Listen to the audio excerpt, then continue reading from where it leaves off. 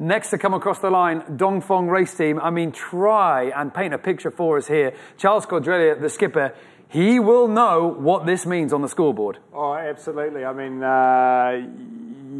there's going to be a little air of frustration on board there. I'm thinking, they trained with Maffrey in the beginning of the race, and clearly when they started out, everyone's been saying the two red boats had a quicker mode, they had a different mode, but they just falling off the back of it a little bit now. They were right in the running for it, and now to have it all tied all the way across the board, 65 between three boats, 65 points. I mean, everything to play for, a lot of pressure. Well, the light is dipping down across the last mile of the racecourse as Dongfeng race team comes into the Inmarsat finish line. But Conrad, they've got this one jibe left to go. And while they won't be happy about finishing fourth and being all square between Maffrey and Team Brunel, I mean, they've done well to hold off, turn the tide on plastic, because this could have been a lot worse. Well, yeah, but it's almost amazing that you say that. As Richard was saying, that with the two red boats were the absolute trendsetters in terms of the pace, and we never would have been saying that Dongfeng was going to be threatened by Turn the Tide, but that's just the way that the fleet has evolved, and who knows, it is really surprising, as Richard was saying, that they sort of fell off the pace a little bit, that they didn't really lose out to Maffrey going across the North Sea. They were basically 4 miles behind all the way across, but then other boats came through as well, so clearly they did have a speed deficit. Well, this is the final jibe for the Chinese team. Dongfeng race team safely through the jibe. And, Richard, we saw Maffrey absolutely nail it when it counted, trying to reel in Team Brunel. Team Brunel, they already had set down a very high bar, very good jibe. Dongfeng race team, after all the miles here, the final jibe completed, no dramas. No, I mean, they make it look easy. This is the thing here. If we were watching a fleet of normal people going down the Solent on their Sunday afternoon, there'd be boats wiping out everywhere, and Rick Tomlinson would be out there with his camera building a new calendar. But these guys, they've sailed around the world, they've done absolutely everything, and they do it in their sleep. You look there, you see it looks dark, and it's very windy, and I mean, what we're seeing in the shots here at the moment is pretty much how it is when you're on board. You can't see, and these guys just feel it. They know where to go, and I can guarantee you it's quiet on board. And the difference in atmosphere on the boat, the way you communicate from the first few days you sail together to when you're finishing now, you don't even have to speak to one another and things happen. It's fantastic. They really do sail these boats incredibly well. Well, they're about to come across the Inmarsat finish line with that final jibe completed. They've got a reef in the main. They haven't unfurled all the head sails that they've got set and ready because there's no need. They have held back Turn the Tide on plastic earlier on in the day. Only a few hours ago, it was nip and tuck between Escoffier and Charles Caudrelier. But the Chinese boat, they seemed to solve their little speed issue, didn't they, Conrad? Yeah, we did potentially see a little blip in the tracker. It was hard to distinguish what was going on.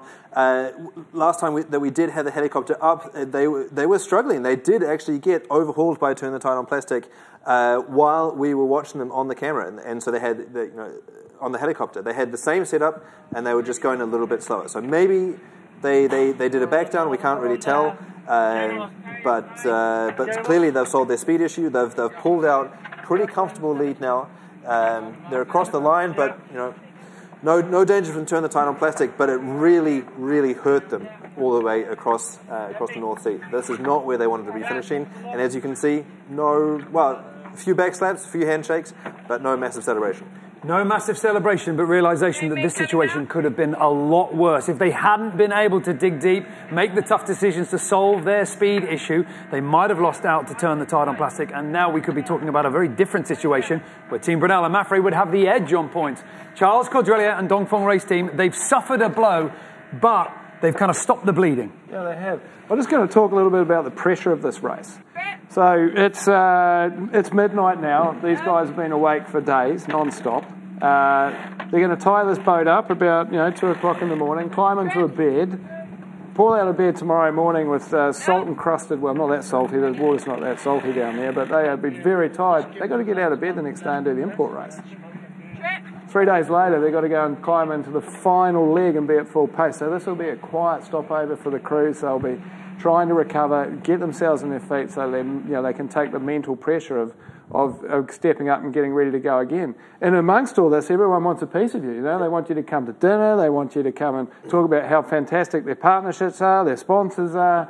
So it's a tough road for these sailors, and the way they deliver, ashore and at sea, I have enormous respect for them. And if there's one team as well that were wishing that this edition of the Volvo Ocean Race might be 1 or 2 legs shorter, I mean, Conrad, this is the team, really, isn't it? Maybe longer. Well, I mean, the amount of time has almost allowed, well, certainly it's allowed Team Brunel, but also in this leg, crucially, turn the tide on plastic to prove that they can do it. And that was sort of the thorn in Dongfeng race team's side. I mean, let's not forget, they were at the top of the overall leaderboard. They were the boat on the top. And right now it's 3-way tie. That's right. That's what's been so gripping for us as fans of the race, is that the overall lead has been passed backwards and forwards now between Dongfeng and Mafre several times in the closing legs. And yeah, Richard, you're right. Could go either way. They want more miles to try and sorry, I was going to start speaking French then. To lock this away, but this is going backwards and forwards, and as you were saying earlier, Richard, when we're off air, this is very much the home territory now of Bauerbecken and Team Brunel. So previously we were in the western approaches, the English Channel. That's where the French sailors know this place like the back of their hands. But now they're kind of on the back foot, and they're not in home territory anymore. Well, this is all setting us up for an unbelievable showdown for that final leg. I'm sure Charles Caudrelier and the team on board Dongfeng race team know it only too well. And we are going to get a little bit of a chance, hopefully, to hear from the sailors themselves. But before we do, let's look back at what leg 10 had in store for this Chinese team. Through the crowd, representing China, put your hands together for Dongfeng race team.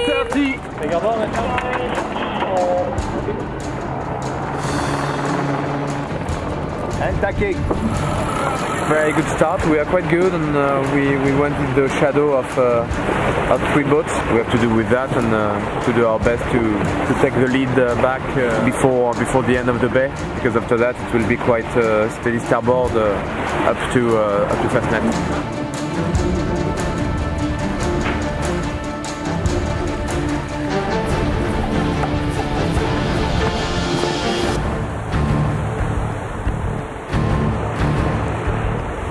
A couple of hours after the start we had a good run, and then we ended up in a bit more tide, so we sort of ended up passing the fleet, which was nice, and sort of all the way across the RSC we stayed ahead of everyone, which is good.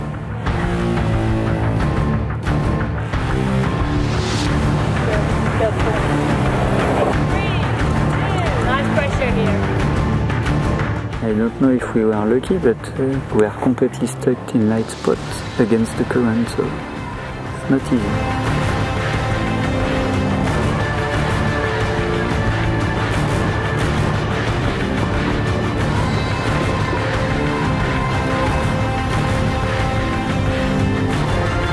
Get that game, guys!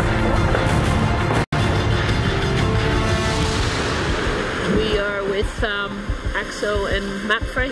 Whoever gets through the ridge first is in a good position, so we'll have to battle it out today. It'll be interesting to see which side pays off. Next is to catch pressure and to jibe. Everybody catches the pressure quite in the same time.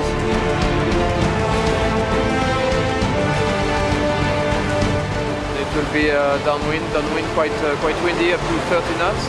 Now it's a speed contest.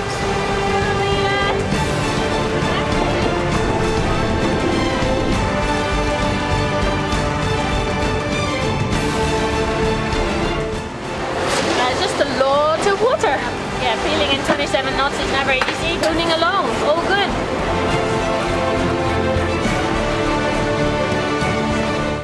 Pretty close, a bit stressful. I think each boat was on a different sail setup, so it was sort of people were fast at different times. But I think Brunel did the best out of the last sort of 6 hours, so the wind's going to sort of go up from now.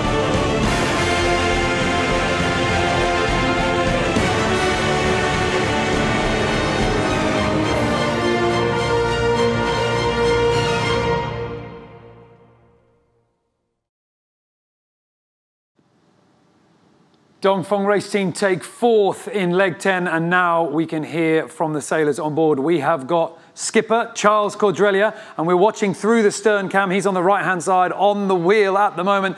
Charles, congratulations for completing a very hard, tough leg. I mean, it came right the way down to the wire, and you guys had a hell of a battle with Turn the Tide on plastic. Yeah, yes, of course. When we come back, we had no choice, but it would have been better not to have to do it. But yeah, big problem of speed since 24 hours until we do a back down again. I don't know. We lost a lot, but anyway, I don't know the ranking. But if Brunel wins the leg, we are all in the same point. If we include our elapsed time points, so I imagine for you and for everybody it's going to be a very exciting finishing last leg. So for us, it will be very exciting also, I think. Oh, Charles, you are quite right. It is a 3-way tie with that elapsed time bonus going to you, as it looks like it will do. So very, very, very close. But of course, it could have been worse. Congratulations to you for making that hard decision and doing that back down and getting your speed back. Yeah, but maybe courageous, maybe, but not clever, huh? Because maybe we should have done it 24 hours before. And but no, it's like that. Sometimes I don't understand. We check many times every appanage, we see nothing, and must be on the top of the keel. I don't know. Well, let's turn our attention now to that final leg, because as you so rightly say, it is going to be a hell of a battle for the fans of the Volvo Ocean Race. I mean, what do you think we're in store for there? How hard are you going to fight against the other two? As much as they are going to do, for sure. But yeah, we will give all we have and try to reach our first leg victory, and maybe it will be fantastic, but we just have to be ahead of them. That's the only thing we have to do. Oh, Charles, we've got a lot of your fans watching from France. So many people cheering you all the way through the long nights and now across the finish line. If you've got a special message to them in French, please. Bon, ben voilà, pour tous ceux qui nous suivent, ben, j'imagine que vous avez souffert avec nous pendant cette étape depuis hier, mais voilà, il y a toujours bon espoir de gagner cette course, et même si Brunel fait un gros comeback, on va y arriver. Oui. Charles, thank you so much. Congratulations on completing leg 10. I know the race continues from here and it's going to be close, and I'm sure you are going to fight very hard. Good luck. Thank you. Ouais, Pascal, tu disais quoi? Charles Caudrelier, the skipper of Dongfeng race team. They are now across the line, 4th place finish. It could have been worse because Turn the Tide on plastic could have got past them. We're going to start moving over to Turn the Tide on plastic. But Conrad, just quickly, I mean, the body language, the tone of voice of Charles Caudrelier there, he seems to sort of say, well, it's simple now. It's not what I wanted to do, but I've just got to beat those two boats in this one final battle. That's right. Actually, in French, towards the end, he was... normally, he's a lot more confident, actually, in his native language. It's not just the way that he says it, but it's actually the words that he uses as well. He finished up by saying, "On va arriver," we can do it. So clearly, he's still got the fire in his belly. He's ready to take that fight all the way to the finish line in The Hague. But I'd just like to talk about the back down that he referred to. So we've talked about this during the course of the race. What is a back down? Well, it means that you need to furl the sails and go head to wind and actually wait for the boat to come to a complete stop, sail backwards. And this is something that we often saw in the old days of the America's Cup, where the boats could sail almost as well backwards as they could forwards. But to think about the conditions that they were in when they did it, that they had a 2 to 3 meter breaking swell and 20 knots of wind. And so to control the boat in those conditions is very impressive. But you may well be asking, why did they not do it earlier if they clearly had a speed deficit? Well, just the fact that that the maneuver is not without risk. You do need to go head to wind. You do need to stop the boat completely. And when we have been seeing just hundreds of meters separating these boats, going head to wind, stopping the boat, is an incredibly expensive maneuver and not without risk. Because there is actually possible to, on these canting keel boats, if you go head to wind and you actually end up doing a crash tack, then with all of the stack and the keel and so on going over the other way, if you end up with a crash tack, you end up with the boat over on its side, you can lose not just meters, but miles. And so that is the calculus that's been going on in his mind for a long time. And it is testament to this boat here, the Dongfeng race team had to do that because they needed absolutely maximum speed to get the better of Turn the Tide on plastic. It did go the way of Xabi earlier on in the leg. I mean, when you talk about a boat that's really found their legs, found their speed, found that perfect gear, Turn the Tide on plastic with the boat that were charging through the fleet. We saw Team Brunel do it, but we also saw Xabi and her crew do it as well. Yeah, that's right. That round the back of Ireland, they were absolutely trailing the fleet, and then once they finally made it through that ridge of high pressure, they got into the new breeze, and yeah, they turned on the afterburners. And in our interview that we had with Xabi earlier, she said that this was actually a crucial moment for them as a team. That often during those transitions through the ridges, that it took them some time to get the right settings, to find their feet again.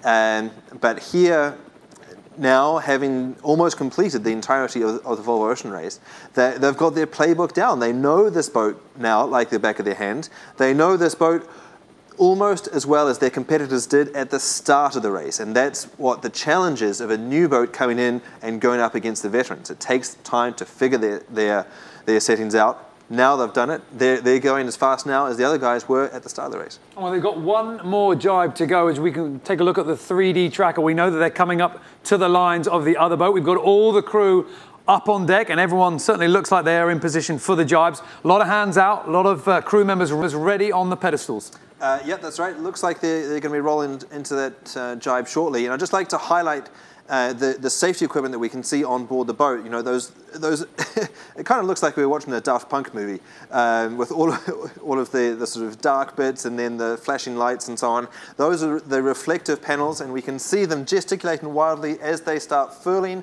Looks like they're going into the jibe right now. And so those are the reflective panels on the Spinlock deck vests and on the reflective panels on board their Musto dry suits.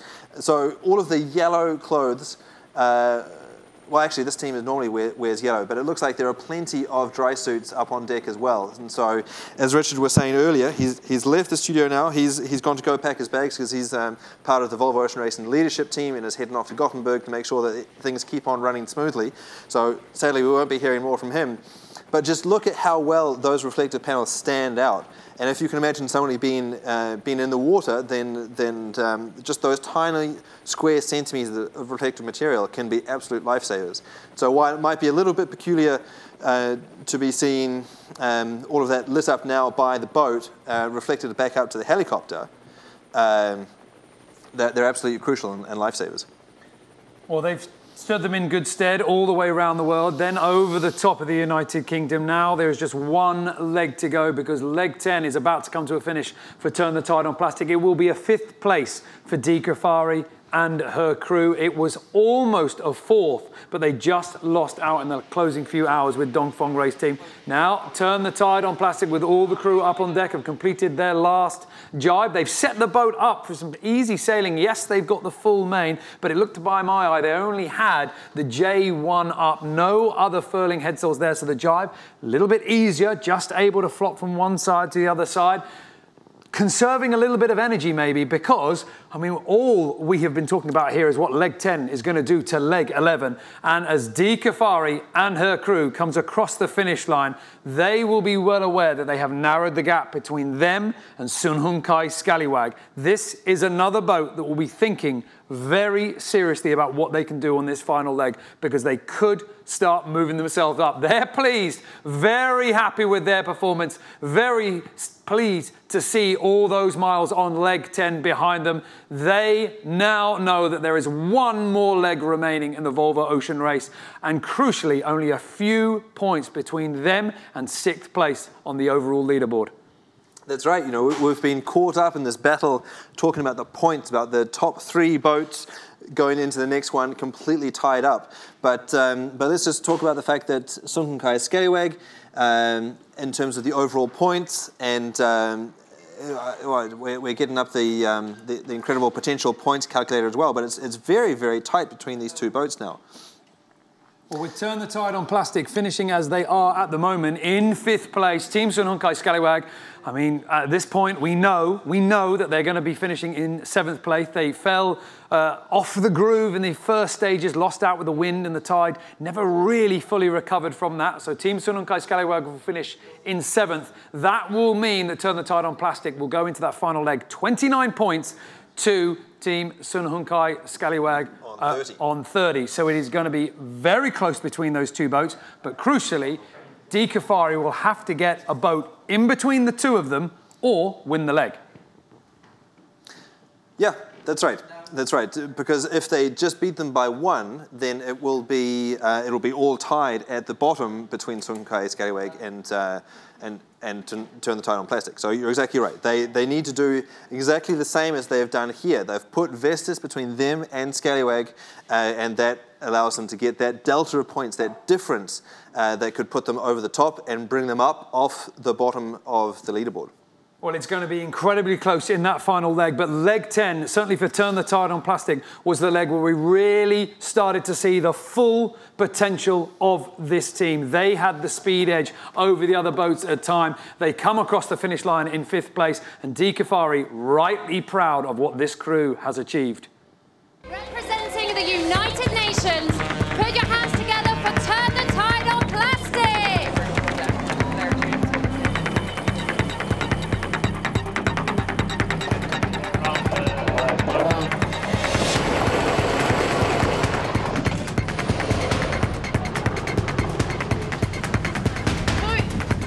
Really nice to leave with that kind of energy, and I think that translated into us on the boat, and we want to do a really good job this leg. This leg is complex, pretty busy job for the Navigator, 5 days of quite intense racing, plus we're going to have to race against the fleet. Eventually the breeze is going to drop, but we're making the most of the breeze that we've got at the moment.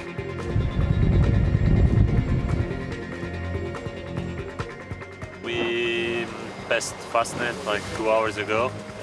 Pretty light winds, pretty tricky, some bumps around, so the fleet is been changing places a lot.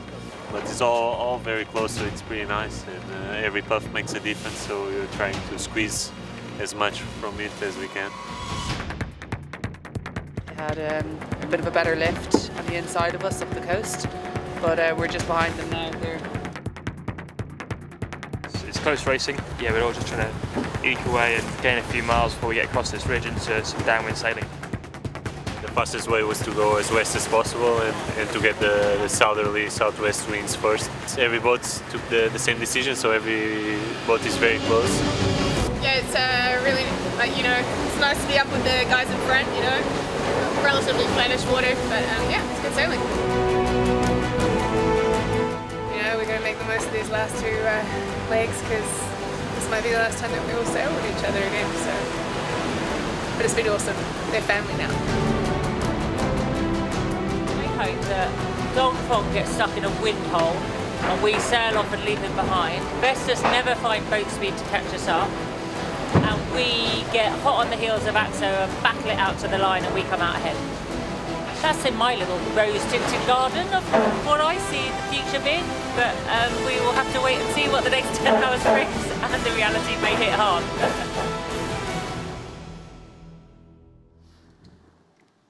Turn the Tide on Plastic crosses the Inmarsat finish line in 5th place on leg 10 of the Volvo Ocean Race. Team Brunel taking the win, and crucially, Mafre and Dongfeng Race Team losing out to both of the Dutch boats. The scoreboard is going to be incredibly close when it is confirmed, as all the boats come across the finish line. And next will be Vestas 11th Hour Racing. Sometime later will be Hung Kai Scallywag.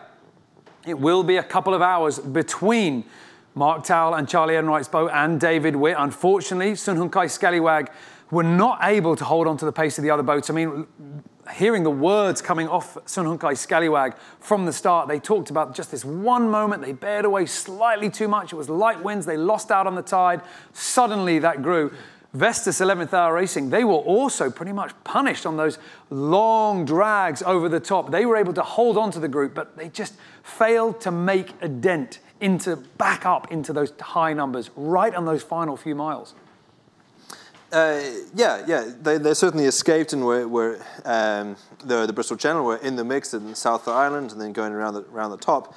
But I think that they didn't quite get in the pressure of that ridge after Ireland, so that they all went through the ridge. They had a pretty good passage through, and then in the new breeds they seem to have positioned themselves maybe not quite ideally, and had a little bit less pressure. They then did I think a jibe over to get into more winds, and so that didn't quite play out as it ideally could have. That clearly they haven't done anything wrong, just didn't quite push as hard as the others potentially. Well, it looks to me, certainly by the 3D tracker, we've got the helicopter heading out over towards Vestas 11th Hour Racing. We're going to be able to bring you live pictures, albeit in a very gloomy nighttime scene. There's only a few hours of darkness here in Gothenburg, but wouldn't you know it, the back markers coming in the darkness. Vestas 11th Hour Racing look like they've jibed. The speed dips down below 10 knots, now starts to come back up. And if you're coming in here in 6th place, you're not going to be pushing it, are you? Yep, we were seeing speeds 13, 14, 15, maybe plus knots at times, but you're not going to be going full chat because you are going to be already thinking, that little switch in your head is going to be thinking, okay, I'm going to see this stretch of water again, but I'm going to be sailing it in the other direction, and that's when it's going to count next. Yeah, very definitely. I'd just like to sort of build upon that and refer back to what Richard said earlier, and that is that we've got the import race just around the corner, and then, as you say, the restart in just a couple of days, and then all is on. Remember, this is the team that won the last leg of the last edition of the race, and they had a bit of a challenging race during this edition, and so they want to come out strong. So you're right. You can see their speeds right now. It's down. They're on delivery mode to get it into the finish line. They've still got 25 knots of wind, so they've got plenty of puff out there. But there's no point in putting themselves or the equipment in under any more stress.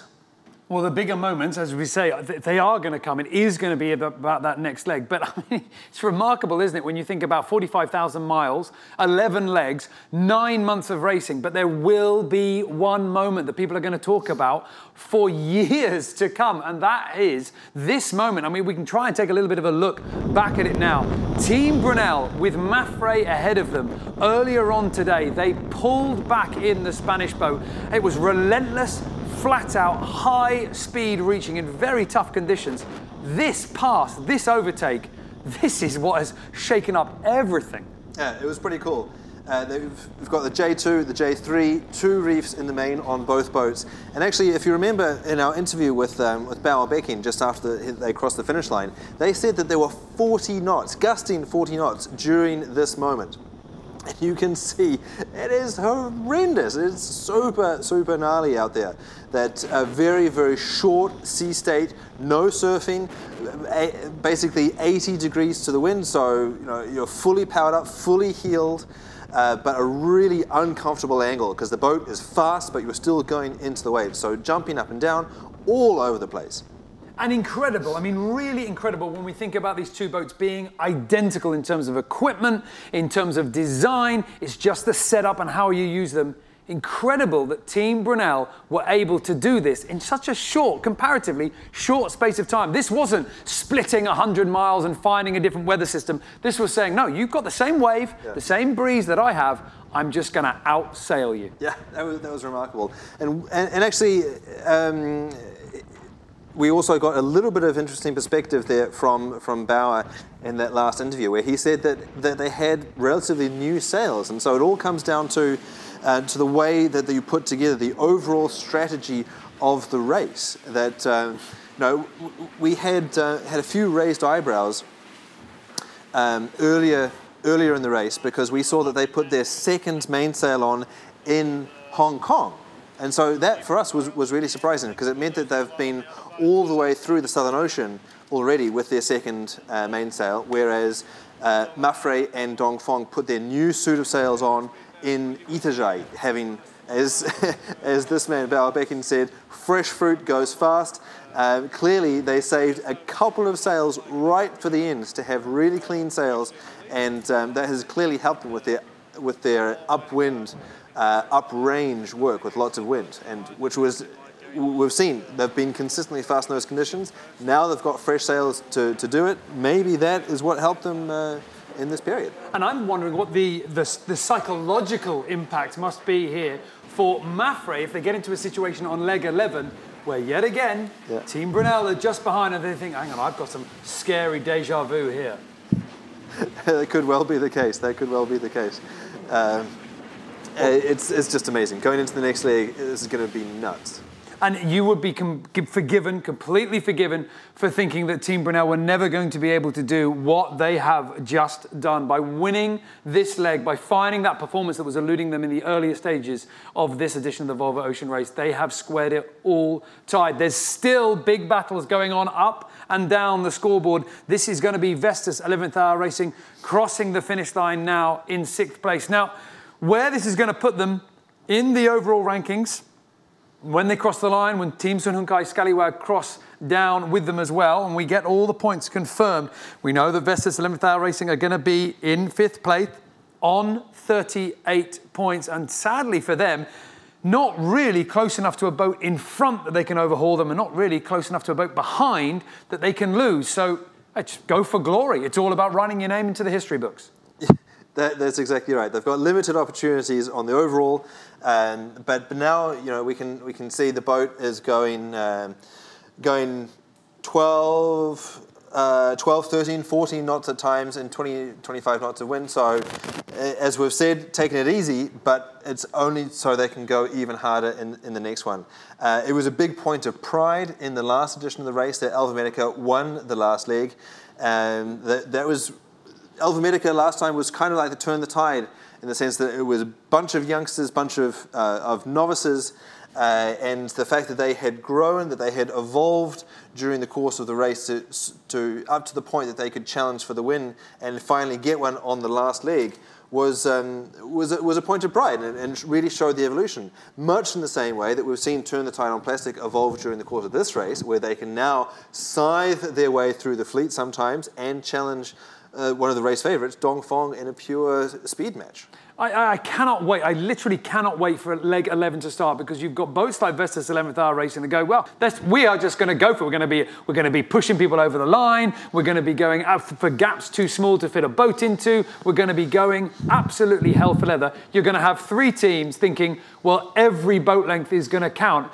We could potentially see the fiercest battle, the tightest competition, the hardest fought victory that we have for the entire edition of the race. Early on, people are talking about conserving sails, saving the life of the sailors. None of that matters anymore. Well, that's right. There was even a first touch of that sentiment in the skipper's interview leaving Newport, where Charles Caudrelier...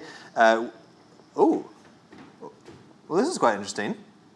Sorry, I was all launched to talk about Charles Caudrelier and the psychology of racing hard, but it looks like they've got what sail is that? That's the J0, so the same sail that we've been seeing on the others, but maybe 2 reefs. So clearly, I hope that this is not indicating that they've got a problem with their main sail or their track. We can see the sail is still on the lock because that halliard is flying free. I hope this is not indicative of a technical problem. I mean, we should just say at this point, there's no reason to think that it is. Before we get fans of Vestas 11th Hour Racing to worry right now, I mean, what this could simply be is the crew saying, well, look, we're not going to gain, we're not going to lose. Let's say we've got 2 panels of the main here, safely rolled away on the boom, conserving the shape of those sails. I mean, it could just be that. Yeah, for sure. It's just a bit of a surprising sail setup, but indicative of where they are in the fleet and what's at stake. Well, we have got under cover of darkness, but lit up by the rib and the helicopter following Vestas 11th Hour Racing in. The finish line, the Inmarsat finish line, is just ahead of this team. Charlie Enright and Mark Towell on the deck, along with the rest of the team as well. And crew member At the back, arm out, pointing out where the line is, as Richard Mason, who was here just a few moments ago, a veteran of the Volvo Ocean Race, was saying, as somebody that knows this water very well, this is pretty rocky. There's a lot of shallow, just below the surface obstacles that you can hit. You do need to keep your wits about you, and you do need to keep your eyes pretty sharp. And now for darkness for these last two boats. You can see them now on the 3D tracker. You have to thread your way through. There's one more jibe here for Vestas 11th Hour Racing before they get to cross the Inmarsat finish line. Hopefully, we'll get a chance to talk to the sailors, because we know, as we're saying, they are going to throw it all on the line for that final leg, because arguably nothing matters apart from a name-establishing victory. So Hung Kai Scallywag is going to be maybe a couple of hours behind them. It's been a tough leg for David Witt and the rest of the crew, and we will be following them in as they go. But right now we're going to stay with Vestas 11th Hour Racing. Our helicopter in the air, live images from the boat. And if you have just joined us here, I mean, you're going to be hearing a lot of this over the next couple of days. But Vestas 11th Hour Racing coming down, and it has been all about Team Brunel. They have won this leg in absolutely fantastic form, and now they get their chance to come into the dock. And I mean, Conrad, we've seen this moment time and time again, the warm feeling of being reunited with your family, with your friends, with your fans. But this time is extra special. Yeah, you know, this has been a pretty short leg. They haven't been out at sea for that long. So I think what he's most excited about is trying to get his arms around that trophy. You know, it wasn't that long that he saw his wife in Cardiff, and so it is going to be really exciting. It's going to be a warm welcome getting into that trophy room and the podium. And that's the point. The trophy is there in the race village. It travels around with the boat. So Bauer Becking will be walking past that trophy as he steps off the boat and then back into that well-deserved meal, shower and a rest. He will see that trophy out the corner of his eye. Maybe give it a little bit of a wink and a nod, because he's nearly there. But of course, Mafre, Dongfeng race team, they were going to be doing everything to turn that charge around that we've seen from Team Brunel. Hopefully, in a little while, we're going to get a chance to hear from Bauer Becking and some of the other sailors as well. But right now, it is the chance for them to congratulate the shore crew, because the boat's clearly in very good nick. It's not only the families that support these sailors, there's an army of everybody looking after everything. And just listen to the roars of the crowd. This means a lot for fans of Team Brunel. The fans have stuck with them through highs, through lows. And that, for me, is what makes their story just so poignant. That, you know, had the team come in and been all conquering, then it would have been interesting. You know, nobody loves a champion. Everybody loves an underdog. And this team has been the alpha underdog of this race. They've done a great job learning how to sail the boat and just keep on sticking it to the leaders. Well, we're going to be able to hear from the crew now, so let's go down to the dock and soak up a little bit of the atmosphere. Firstly, a huge, sweet victory, and I have to say... Yeah, it was, I think the great thing for Saturday to be able to red boats today. And it was a slow start at the beginning. Extra gear somehow. Where did that extra gear come from? I think the gear was always there. We had some mishaps in the middle of the race where we were maybe a little bit unlucky, but in the last 3 legs we found other gears to actually overtake boats. Now, Bauer, just tell me, 8th edition, trying to win, where your ultimate goal is so close and yet so far. Oh, it's just a bloody yard race in that sense. We just have to sail fast and win in the Hague.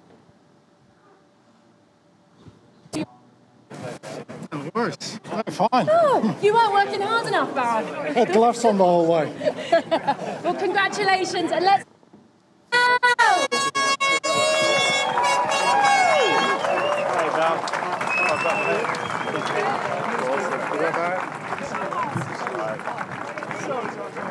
Well, sorry for the audio troubles there, but you know, Conrad can't help but point out there Pete Burling, Alberto Bolzan in the background. Huge grins on those sailors. They know what this means. Yeah, absolutely. As the boss Bauerbecken greets his wife and team there, it can often be a little bit destabilizing coming off even a short leg like this one, where you've been at sea, you've been totally 100% concentrated on your team, on your goal, which is to make the boat go as fast as possible, and then you end up coming in, you've got lights and sounds, camera, flash bulbs. It's a little bit insane, but it's a great opportunity just to sit there on the coach roof with the warmth of the satisfaction slowly seeping in and going, yeah, we did a bloody good job. And they did indeed. An exceptional job. And now it is the turn of Vestas 11th Hour Racing. This is the first of our last 2 boats to finish. It's going to be 6th place for Charlie Enright and Mark Tao. We're going to be dipping in and out as the boats hit the dock, but now we're going to go on board with Vestas 11th Hour Racing. They have got one more jibe to go. And Conrad, the telltale sign of everybody winding up the forward sails and getting them into that jibe. Yeah, very definitely. It certainly looks like that's what's going on right now. I would expect the jibe. Watch the wheel and the helm. There we go. Right hand down.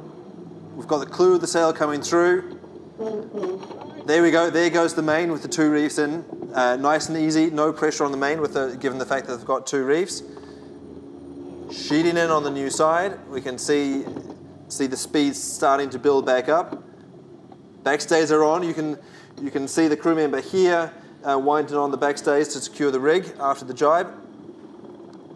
And then there's just a slow sheet down and watching the boat accelerate, finally going in towards the Inmarsat finish line. It's indicative, isn't it, of these Volvo Ocean 65s and how good a sailor you need to be to take this boat round the world, that even when the breeze has softened a little bit, there's no such thing as an easy jibe. You've still got to take care of the mast, the rig, everything needs to be looked after because, of course, you're going to need it one more crucial time.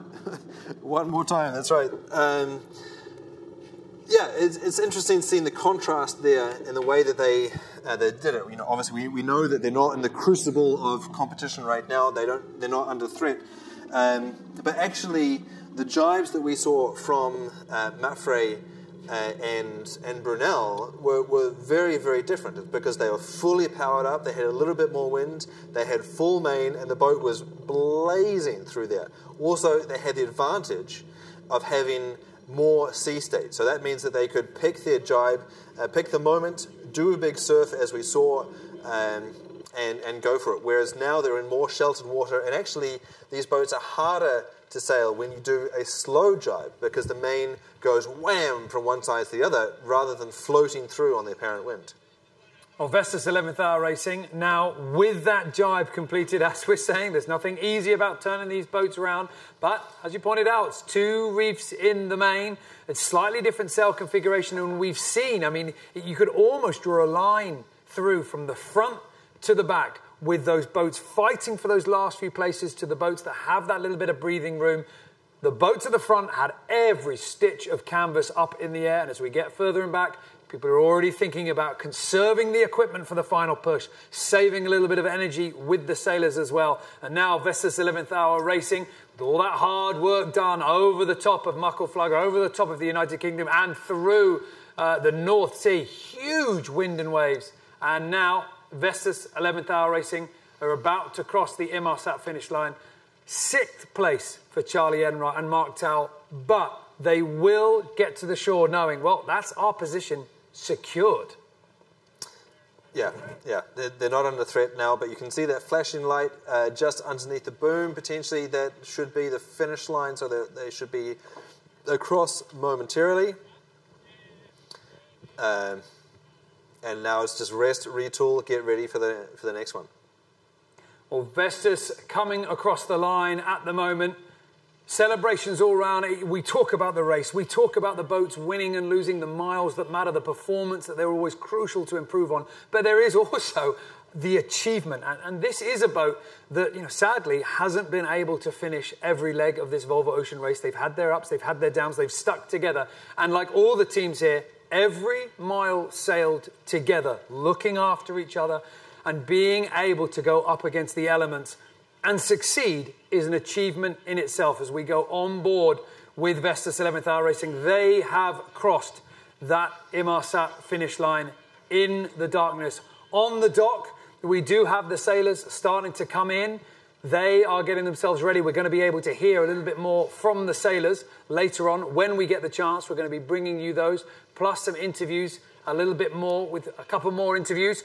And of course, the one that we're all waiting to hear is Team Brunel. And I think right now we have got Amy Monkman, our roving reporter, with Andrew Cape. Let's hear what he's got to say. Thanks, Niall. Yeah, I'm down here on the dock. The atmosphere is amazing. You know, all the shore teams just before Brunel docked in were congratulating each other, and it's just an amazing atmosphere. I don't think anyone thought it would come down to this. And I'm here with Navigator Andrew Cape. Andrew, did you think it would come down to this? I did not. It's pretty tight. It's tight at the top, and it's a good place to be. And you started Wednesday in 6th position, and we saw this amazing video of you up on the bow going, you know, 45,000 nautical miles and the Volvo Ocean Race is going to be decided right now. And it almost was. But actually, I made a big mistake after that, which put us even further back. But the guys and everyone on board did a great job getting the boat back in the first place. Really, really went fast and an excellent job. So very happy. You might have made that one mistake, but you guys have completely come out on top, and it's such an impressive turnaround from, you know, we keep saying it, but it's such an impressive turnaround from where you guys were in Auckland. I mean, the team must just be, I mean, I know you're not really one to show much emotion, but the team must just be so excited, you included. Come on, KP, give us some. Of course we're excited. I mean, it was pretty dismal in Auckland, let's put it that way, and you know, but we were the same team, nothing really changed. We just got into it. A few things went our way, and a bit of luck was removed, and we are where we are. So all going good. And you know Richard Mason well. Richard Mason actually said on the live broadcast that Bow has in fact put this team together, and the team, it's definitely the perfect team for him. Is that how you feel? Of course it's the perfect team. Look at where we are. We're in first place. Equal, but yeah, drawn, but yeah. And what are you going to need to take victory in the next leg? Same thing. Intensity, focus. That's not pro dog. That old stuff, and just get into it and sail as best we can. That's all we can do. Just get out there and do it. All right, KP, best of luck. We'll let you go. It's raining. There's some burgers for you in the Volvo Pavilion. Back to you now. See you later. Bye. Oh, thank you, Amy. Talking to Andrew Cape, Navigator on board Team Brunel. A little bit of emotion starting to come to the front for the person who is normally so calm and collected. And we've got Vestas 11th Hour Racing coming across the finish line there. They have had a bit of a tough leg. They slipped out of the back from that front pack, able to hold on, but not able to burn down the miles. But they've had their fair share of challenges out on the water. Vestas 11th Hour Racing right now coming across the line. They have now been able to chill out. They're able to relax. They're able to even think about what's happened, because leg 10 now behind them, a chance to rest, recoup before they've got to go out there and do it all again.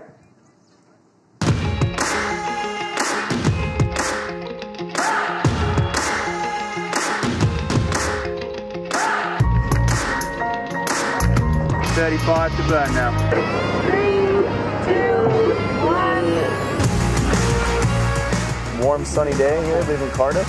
Not a lot of wind. It's going to be a lot of stuff that happens before we get into the gradient.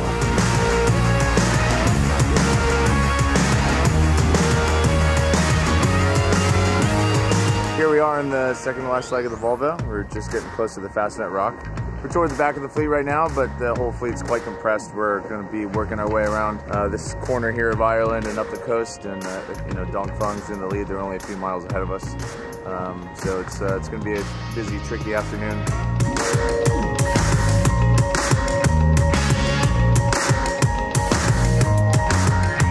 Playing a very hard corner, which is to basically shoot the gap between these two islands. Right now, it's a big call. Exo over there. So I've had a little gain. Sci-Fi's managed to get us to split the atom. The ridge is good. Ridge. First one out of here. Go south this way. Transitions.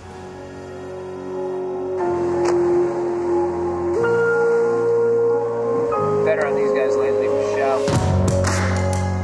We were all kind of going that way, and then we've jived and we're heading for the top of the island. I guess we'll try and enjoy the last of it and be glad when it's over.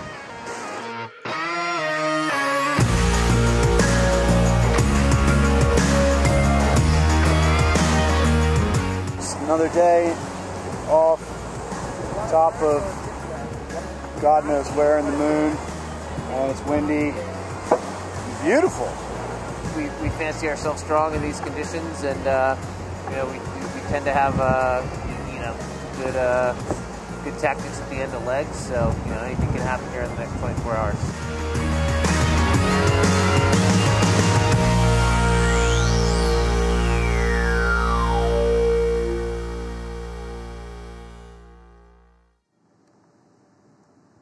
A 6th place in leg 10 for Vestas 11th Hour Racing. The result that is going to see them unable to move down in the overall leaderboard, but crucially also lock down any chance they have of moving up. It has cemented those top numbers above them. Some changes, of course, are still expected in the wings. 1, 2, and 3. Team Brunel, Mafre, Dongfeng race team, all now squared when you include that bonus point for the elapsed time. The last leg is going to be incredibly crucial. But crucial also at the back of the overall leaderboard. Hung Kai Scallywag coming into Gothenburg. They've got a little way to go. They are going to cross the line in 7th place. And with Turn the Tide on Plastic taking 5th, there is now just 1 point between those two teams. So if D. Kafari can finish ahead of David Witt by winning the leg, or ahead of David Witt with a boat in between, then Turn the Tide on Plastic will move up into 6th. Hung Kai Scallywag down into 7th on the overall. So the final leg here, Conrad, we're going to have to keep our eye on what's happening at the top and at the bottom. That's right. And so Dee will be counting her lucky stars and saying thank you very much to Charlie and Vestas for sort of slotting in there behind them. And yeah, this is a great opportunity for the rookie team, for the novice team, to sort of claw the way up, back off the bottom of the leaderboard, and it would be really well deserved. And they've been sailing the boat incredibly well, as we saw during the last 24 hours, last 36 hours, when they were sailing incredibly well over the top of Scotland. And yeah, just I'm just thinking about the ambience that all of the boats are going to be going into. That, you know, they've got this long slog up the river. They've got maybe a couple of chase boats around them, a few hearty backslaps, but really they've got such a brutal, sometimes, transition between life on board, there with your buddies, chasing down a finish line, battling, thinking only about what I can do to make the boat go faster, and then finally you're into the lights and the sounds and the celebrations. And it can sometimes, you know, it's very welcome, but it can sometimes be very sort of destabilizing. You know, certainly for me, because and the solo sailors that sort of go from this transition of going from one person to hundreds. But in terms of perspective, here in race control, we're constantly thinking about these big movements, these big stories. All they've been thinking about when they're out at sea is just make the boat go fast. And so they often don't have the same perspective. Then you've got these sort of journalists asking difficult questions about what it feels like to do this or that. As a sailor, sometimes it can be hard to sort of make that transition. And probably over the last few hours, they've been thinking about, well, can I get enough sleep in between this peel and the next one that I know is coming up in 45 minutes? Is it worth taking my kit off to get into my bunk, or do I just fall asleep right now on the windward side of the boat? I mean, leg 10, I thought Richard summed it up really nicely. It's such a short leg, and of course the racing was so close and intense. There wasn't the rhythm, the watch systems, my body's used to it. I'm 4 days in, my body's used to it. If they got used to it, it was only just before the finish line. And that's when the rhythm really cranked up and they had to pull out all the stops again. So this was, you know, I normally live in France, and the reference there is the Figaro race, and there are lots of Figaro sailors on board team Dongfeng in particular. But basically, you know, we've got these short-handed legs, these short, high-intensity legs, where you're always turning corners, you've always got a peel, you've always got something coming up. You're exactly right. And so the incredible sort of superhuman efforts that we saw going on in the Southern Ocean were very sort of well established, as you say. And we saw a few complaints when there were those frequent jibes down the ice barrier. But that's nothing in comparison to what they just did and what is waiting for them in the next leg. This next leg, I mean, the reason that we're so excited about this next leg is Team Brunel, is that performance. I mean, Bauer Becking, we saw him on the dock a minute ago. he is somebody that remains quite modest and remains quite in control, but in the background it was incredible. Alberto Bolzan, Pete Burling, huge grins on their face. Why? Well, because leg 10 has been absolutely unbelievable. And as we're waiting to hear more from some of the other teams and some of the other sailors, let's take a little bit of a look at why it was that we are so excited about what this Dutch team were able to do with the miles stretching from Cardiff to Gothenburg. The way I'll be going, I think they have a good chance of winning the next 2 legs. And it's probably a must as well, let's say it that way. Current situation is hardly any breeze, upwind. It's a bit of a lot here. Just got a flyby from a few former team members.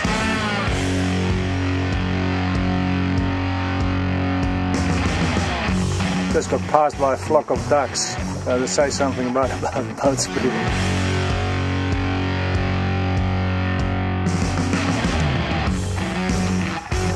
Now it's a tricky situation. We have a couple of big islands and the wind is pretty shifty.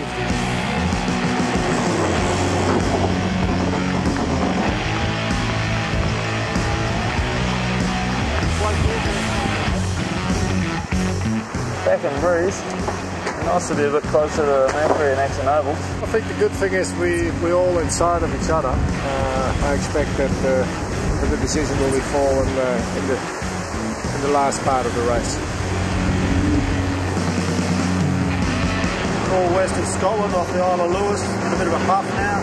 As we go across the top of Scotland, the breeze will get a little lighter, and then it'll start to head when we get to around the Orkney Islands, and that's all you get. We're a little bit on the back foot now, 10 miles behind Manfrey, so it's not ideal, but we're still in touch with them, so everything to play for, and there's a lot of breeze coming in 24 hours. So yeah, one big push till the finish, and we're gonna do everything we possibly can to make Bo happy and win his first Volvo.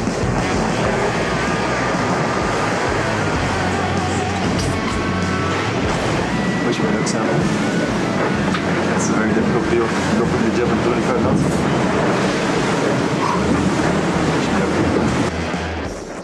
Yeah, it has been pretty windy the last 12 hours, 35-40 knots, and, but we got well.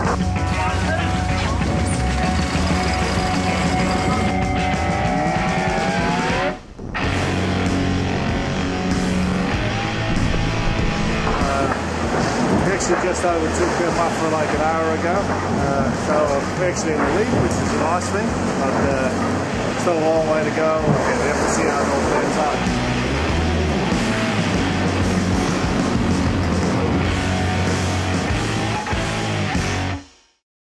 Unbelievable story of leg 10 through the eyes of Team Brunel and Bauer Becking. And Conrad, we were talking about that moment, that past, the one that's going to live on in infamy as the years tick by after this edition of the Volvo Ocean Race. Why it was so important. I mean, it was a superb move, but it was incredible to think at how weak this leg did start for Bauer Becking and crew. I mean, let's remind ourselves all the way back in the beginning. Bauer Becking was brimming with confidence as the boats left Cardiff.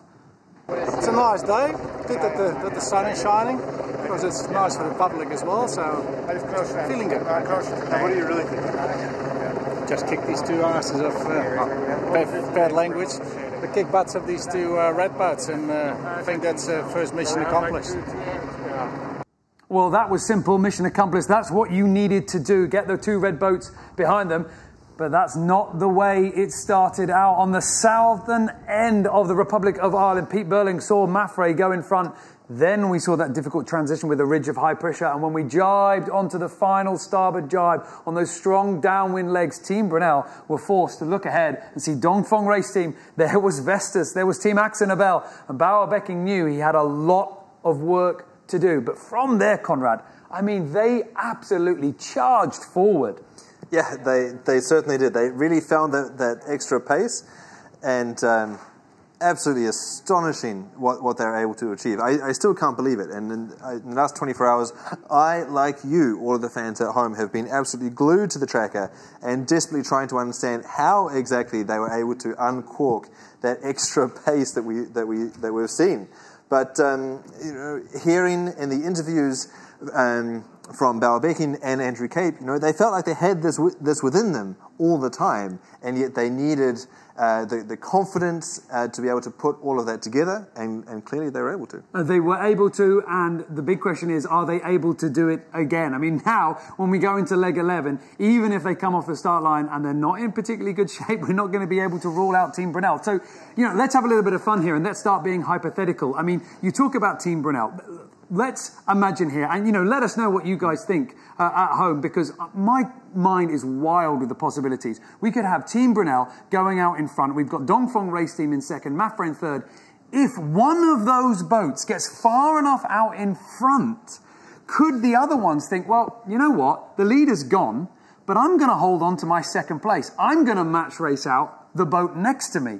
Could we see a situation where one of them has pushed out far enough ahead that somebody else is going to say, well, you've won, but now I'm going to dig my heels in? Or will the two boats in second place go, look, let's not fight here. Let's work together. Let's get that leader. I mean, there's going to be a lot of dynamics at play. There are so many different scenarios, and that's the key thing here, is that when it comes down to any kind of yacht racing and your match racing, you've got two boats that are in the mix. Those two can play together.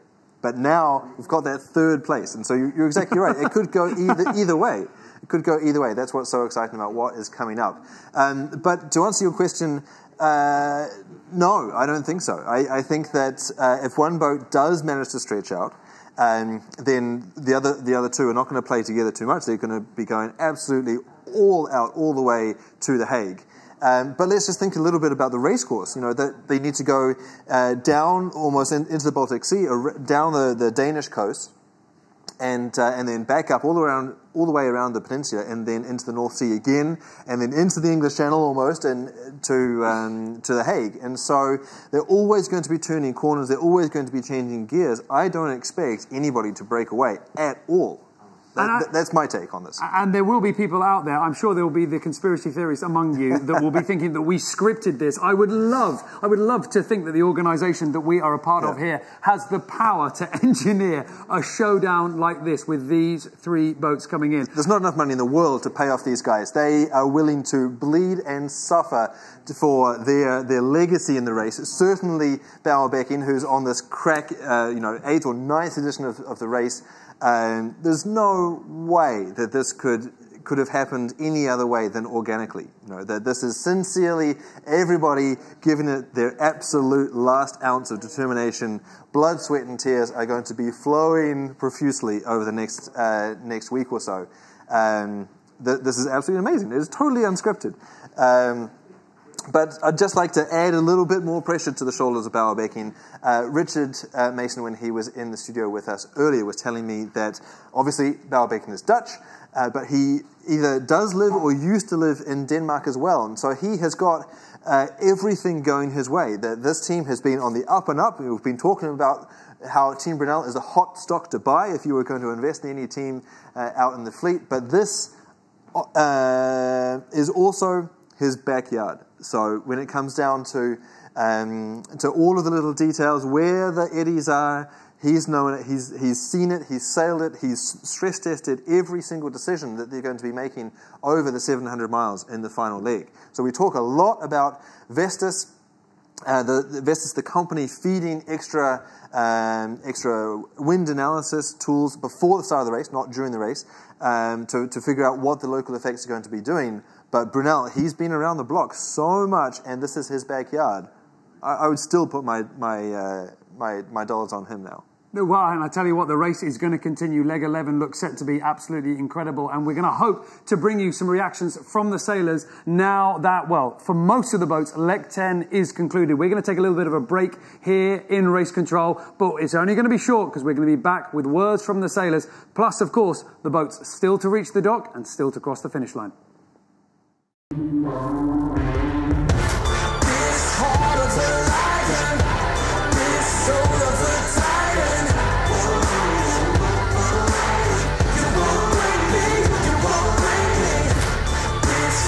You can't fight it. It's under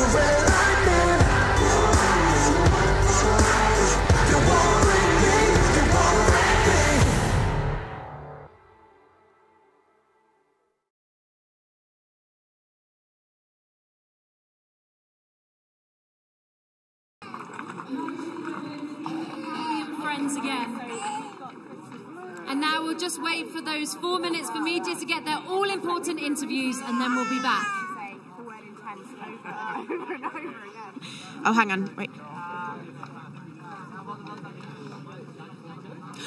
Okay, so Nico, we have been interviewing people and we just seem to be saying the word intense over and over and over and over again, but was that or was that not probably one of the most intense legs that you've seen in the Volvo Ocean Race so far? Yeah, for sure. It was intense just because of how close we were with the boats, but then you throw in the weather and some pretty extreme conditions where you're pushing the boat as hard as you can and it's close to breaking, I guess, and yeah, and you're neck and neck, and no one backs off, and it was good. It was plenty of worry. There was a lot of worry the whole time, but also, you know, for us it was a good leg. We didn't make many mistakes at all, and third's a good result. And when the conditions are, like you say, boat breaking, how much are you looking at the boats around you to see what they're doing as well? Yeah, you are, but the boats are so reliable and sturdy that they hardly ever break. You always think they're going to, but they're really robust, which makes them extremely uncomfortable because you're in bad seaways and, you know, 40 knots of wind, you know, in the North Sea, and nasty waves. But I guess that's what makes it the race it is. You know, now that we're on shore, I think it's good fun. When I was out there last night, it wasn't too much fun.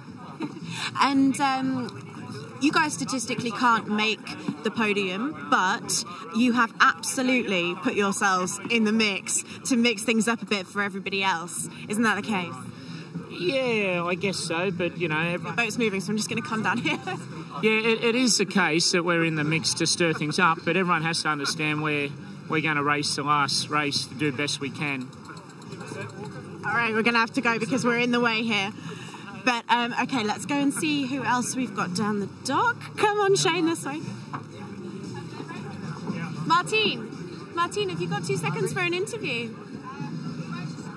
Oh, I don't know if she does. Hang on, I think she's cute to move sails. Just 30 seconds, come down. Martine, that was an incredible leg, and I was just talking to Nico about how much you guys have managed to put yourselves completely in the mix and cause a bit of chaos in the fleet. Yeah, we're actually pretty fast, although we had to do a little back down. That slowed us down a bit, but I think we're sailing pretty well. Yeah. And what were those conditions like for you? Nico was just telling us about the rough conditions, and obviously sailing the Volvo Ocean Race is new to you. What was it like being on board for such a short, intense leg in such crazy conditions? Yeah, it was so beautiful in the beginning, and then it's just so horrible in the end. Just nasty conditions, raining, and just on the wind. A lot of the last 2 days coming in, it was very bad. But yeah, the first 2 days was very calm, and a lot of.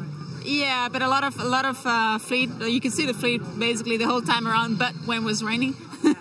So yeah, it was pretty cool.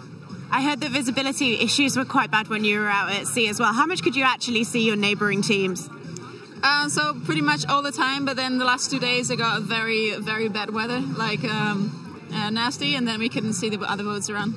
All right, thank you, Martine. Thank you for taking the time. We'll let you start moving the sails now. That's it from us on the pontoon. We're just going to go over and see Dongfeng. Back to you now.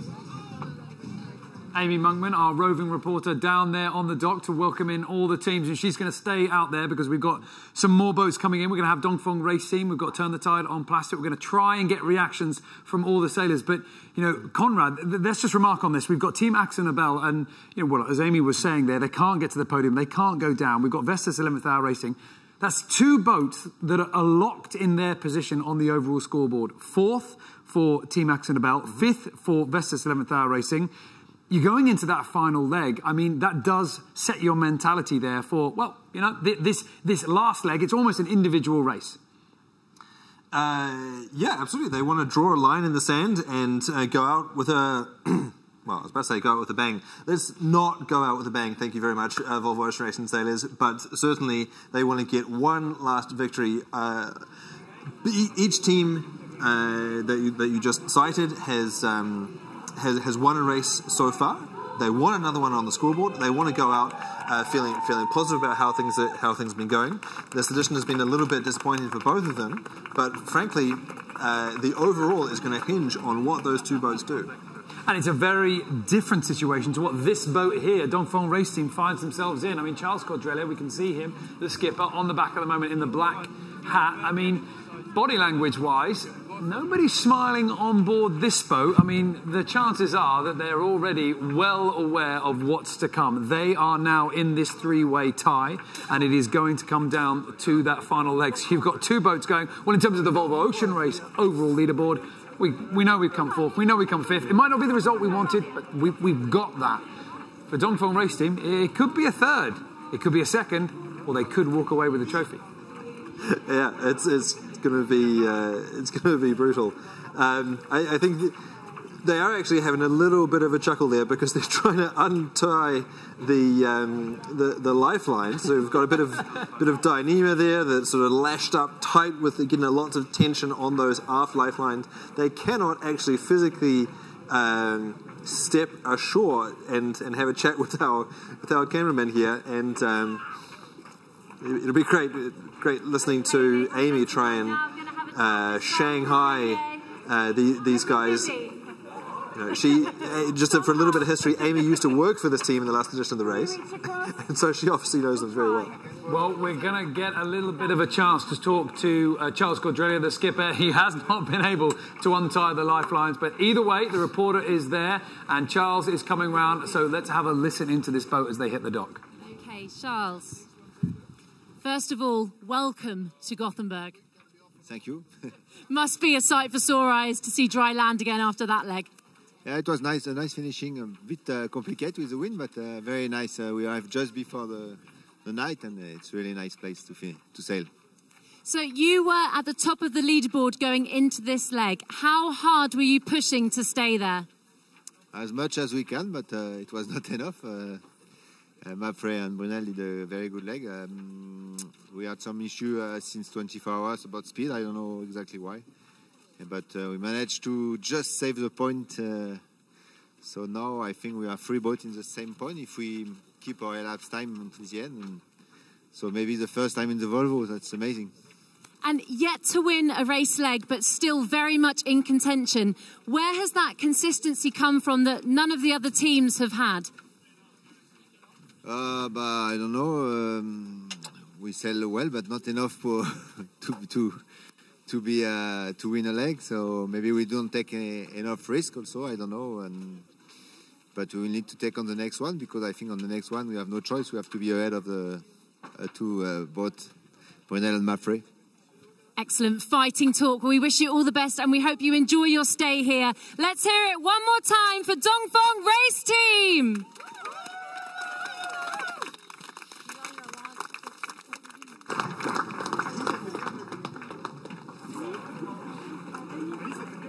I don't know where Amy is.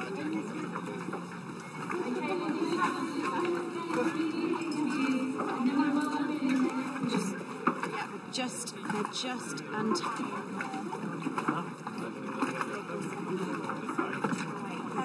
Yes. When you are done untying, it's abnormal. Yes. That will be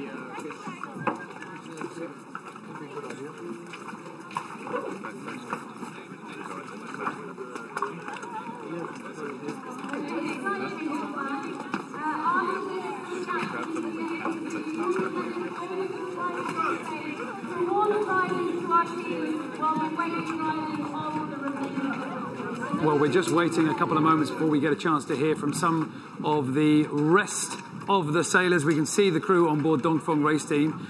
This is always the hard bit. The racing's been completed, but the bigger journey, the bigger race rolls on. That boat there is going to be the vessel that's going to take them across the finish line in The Hague. And that equipment, they do need to work out. We can see Kevin Escoffier just jumping on to the dock, and Amy Monkman, our roving reporter, on the pontoon there among the team. She is there ready to talk to the sailors. So let's go back down to the dock and get a little bit more of the atmosphere from the finish line in Gothenburg. You know, we are used to sleep for quite often, so when you don't sleep... Thanks, Niall. I'm just going to let the guys finish talking. Yeah. Hi, Kevin. How are you? Good. Good. You got 2 minutes for an interview. Just want to ask you... Okay. Just want to ask you, in one of the boat feeds that you sent off the boat, you said, and I quote, we're slow and we don't quite know why. When you sent that off the boat, has anything happened since then and now for you to feel any differently, or are you still?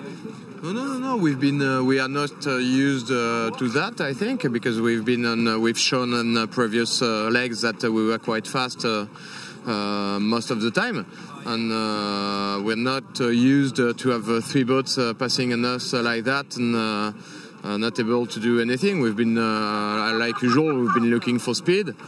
And what we've done a back down after turn the tide past us, and I think maybe it solved the problem. We'll have to understand why. We'll have to dive under the boat to see if there is something, even if we check with the endoscope and everything, but to understand why. But after that, it's part of the problem, and we've done a few choices of sails. Which were not the best one, and so that's why we finish 4th. For us, it's a bit disappointing. For you, it's great because it will be each time. You imagine that you'll be able to do the last leg. Wow, already first, and not even. But for us, it will be stressful. But I think it's just amazing, and it shows how close and how maybe right were Volvo to do this one design boat, because without one design boat it would be impossible to have this kind of scenario on this Volvo race, I think. And having a boat, if you take the elapsed time bonus, we're quite sure to have now, because we are 20 hours ahead of Brunel. And it means that we all have the same amount of points. So it means also that the order we will arrive in La Hague for Mafre, Brunel, and Dongfeng will make the podium of this Volvo. It's as simple as that. As simple and as crazy. Ouais, as simple as it is crazy. I agree. But yeah, perfect. So now we have to push now. And each time we say that, but now if there is one leg we have to win, for sure it's the next one. And as we said when we passed the finish line here, the next one is for us. Yeah. That's the only thing that we have to look for, and that's the only way to be happy and to finish this Volvo Ocean race as we wanted to start it and to be first. Kevin, I'm going to ask you a question in French as well, because there's a lot of French fans, and now that we have you, it seemed rude not to. C'était quand même une étape très intense et pas nécessairement parfait pour vous. 4e, mais bon, ça aurait pu être pire, n'est-ce pas? Ça aurait pu être pire, ça aurait pu être mieux. Le pire, ça aurait été de finir derrière Turn the Tide. Pas parce que c'est Turn the Tide, mais parce qu'on n'aurait plus été maître de notre destin. Là, aujourd'hui, il suffit d'être bon, de gagner, même pas de gagner, de finir devant Mafre et Brunel, et on gagne la Volvo. Alors que si on avait fini derrière Turn the Tide, il aurait fallu finir devant eux et espérer qu'on puisse intercaler un bateau. C'est-à-dire qu'on n'avait pas le destin entre mains. Là, aujourd'hui, on a toujours notre destin entre les mains. C'était en effet une étape condensée, une étape courte, mais condensée, avec beaucoup de choses. Un départ dans peu de vent au départ de... Je me souviens même plus du nom de la ville. Au départ de Cardiff. Oh, je suis fatigué. Au départ de Cardiff, ouais. Donc un départ dans peu de vent au départ de Cardiff. Ensuite un dévent sous l'Irlande. Ensuite un passage de dorsale Ouest-Irlande. Puis on a eu jusqu'à 40 nœuds là, au reaching en Nord-Écosse ou Ouest-Écosse. Donc en 5 jours, ça fait quand même pas mal de choses. Toutes les voiles y sont passées. Donc c'est des étapes, c'est des formats super, c'est passionnant comme étape. C'est passionnant. Malheureusement, on a eu pas mal de brouillard, donc on n'a pas pu admirer toutes les côtes. J'imagine que les hélicoptères ont dû être un petit peu déçus également. Mais c'est comme ça. Mais non, c'était super, au contact, intense, beaucoup de revirements de situation. Pour nous, un départ qui n'était pas génial. On repasse en tête en Irlande, il repasse devant nous. Le passage du Reach, ça a été dans tous les sens. Des nuages, Mafre, Axo, Brunel, Dongfeng, on s'est alterné. Donc j'imagine qu'à suivre, ça a dû être aussi passionnant que pour nous à vivre de l'intérieur. Yeah, well, that's exactly right. It is just as passionate for us to watch as it is for you guys racing, although slightly more intense for you guys, I suspect. Thank you. You sleep a bit more than us, and it's not as wet than what we've been. That's quite true. Well, you know, you have burgers and beers and everything else waiting for you in the Volvo Pavilion, so we'll let you go, and we'll let you say hi to your teammates as well. Thank you for taking the time. See you in the next one. And, yeah, and then we will all see. The top of the podium. Okay. In Lag. We'll wait for it. Back to you now. All right, thank you very much, Amy. Kevin Escoffier there, Conrad, with a little bit of a fighting talk, because Dongfeng race team have been through the mill on this leg. They survived that incredibly tight battle with Turn the Tide on Plastic to finish in a credible 4th place. Leg 10, though, has made a big impact on the scoreboard, not least for Dongfeng race team. Through the crowd, representing China, put your hands together for Dongfeng race team. 30.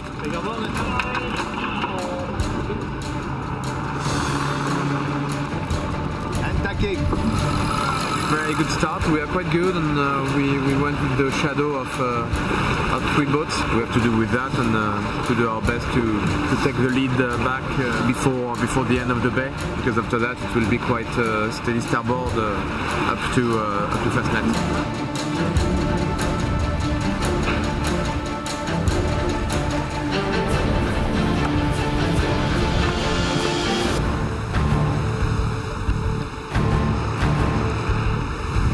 Hours after the start we had a good run, and then we ended up in a bit more tide, so we sort of ended up passing the fleet, which was nice, and sort of all the way across the RSC we stayed ahead of everyone, which is good.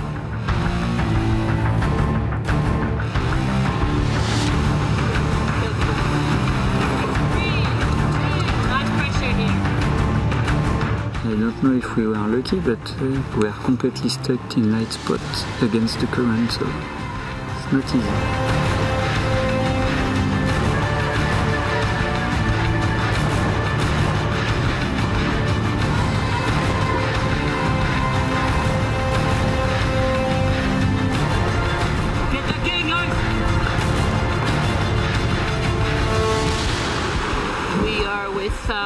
Axo and Mapfrey. Whoever gets through the ridge first is in a good position, so we'll have to battle it out today. It'll be interesting to see which side pays off. Next is to catch pressure and to jibe. Everybody catches the pressure quite in the same time.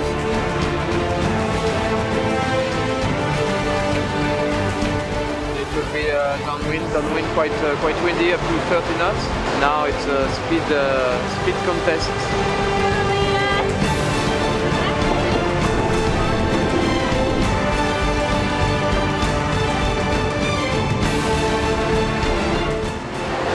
Just a lot of water.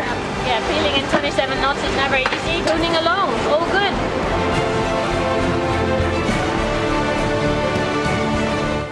Pretty close, a bit stressful. I think each boat was on a different sail setup, so it was sort of people were fast at different times. But I think Brunel did the best out of the last sort of 6 hours. So the wind's going to sort of go up from now.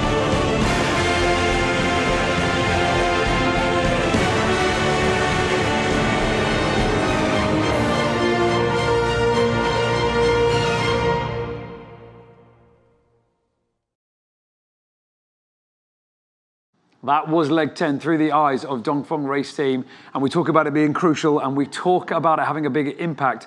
And this is why. Let's take a look at the scores right now. We still have one boat out on the water waiting to finish. That's going to be Hung Kai Scallywag, but we know where they're going to be. We know the points that are going to be awarded to each of the boats. So the provisional results yet to be confirmed, but we can say with pretty strong confidence, is going to look like this. Mapfrey are in the top spot. The tie with them and Team Brunel being broken by the import rankings. Then it's Dongfeng race team in third, 1 point behind on 64, but Conrad, there's a little extra bonus point there.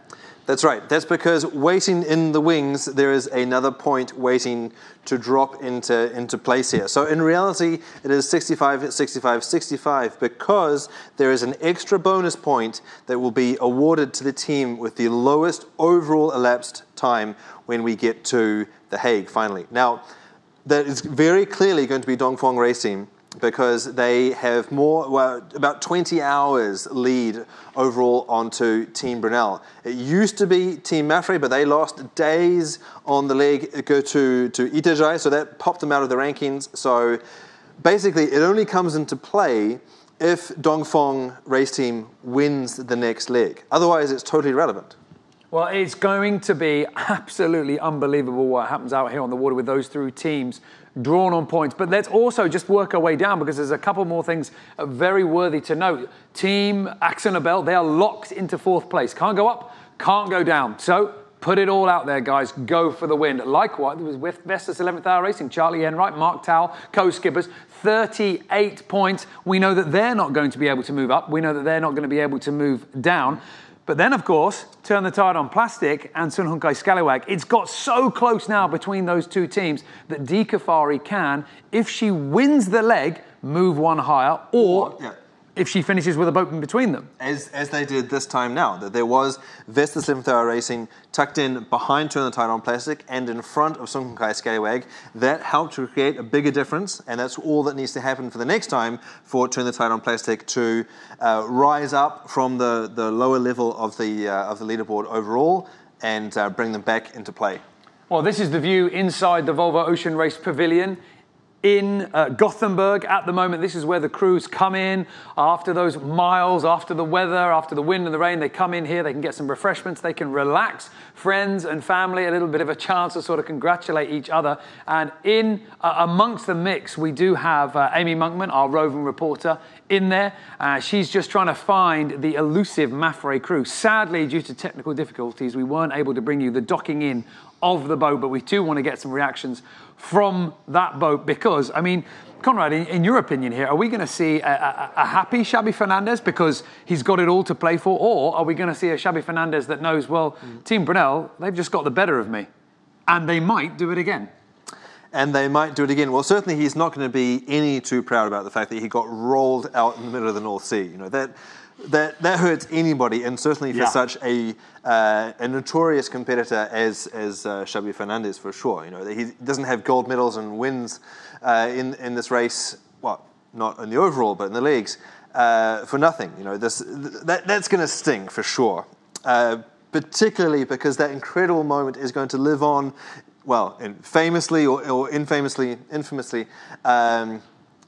in all of the highlight reels that is going to roll for the next, 4, 5, 10 years. So he's going to get his nose rubbed in that for a long time to come, that's for sure.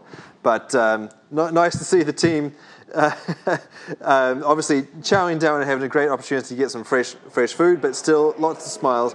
And to go back to your question, I think that yeah, absolutely, they can only be happy with where they are now. That crucially, it was Dongfeng Race Team that slipped behind, that let boats in behind, in between them, that pushed them off the top spot. So again, they have regained number one.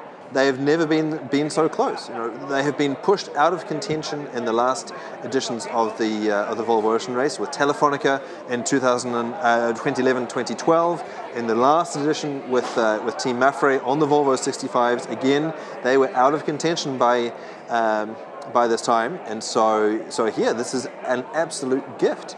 Who would be disappointed with being in first place with one leg to go? Oh, what I really like is how many of the sailors have been talking about, well, this is difficult for us in one sense, but it's good for you, the fans. I mean, they all know that everybody on the sidelines will be thinking, wow, this is just going to be fantastic. If you have been stupid enough to not follow the Volvo Ocean Race, you have joined it at just the right time, because it's going to come down to this final leg, and it's all because of everything that took place on leg 10. Mafre out on the waters in between Cardiff and Gothenburg were in the fight of their lives, and just coming down to the finish line, Xabi Fernandez had it all to do.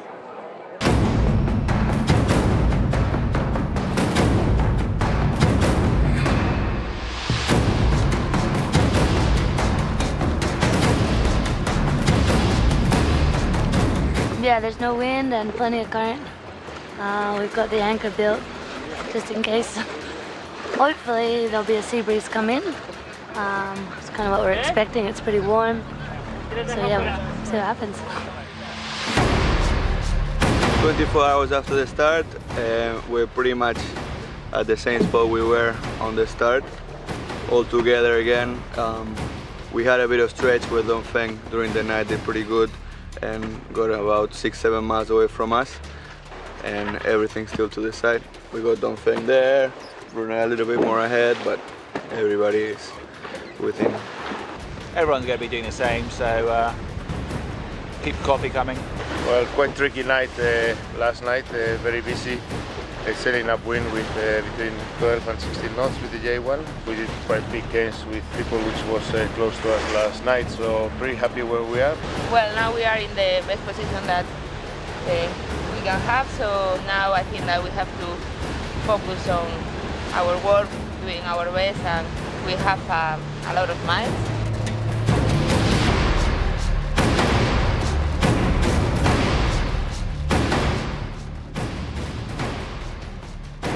Been fighting it out with Brunel the last couple of hours basically. They're just catching us. I guess they're just simply faster. We've been trying everything we possibly can on board to make the boat go faster, and yeah, it's pretty tough. It's 30, 35, even a bit more knots at times, so it's pretty rough. Yeah, they've actually overtaken us now, which is a shame, but we're right on their tail and trying to keep up.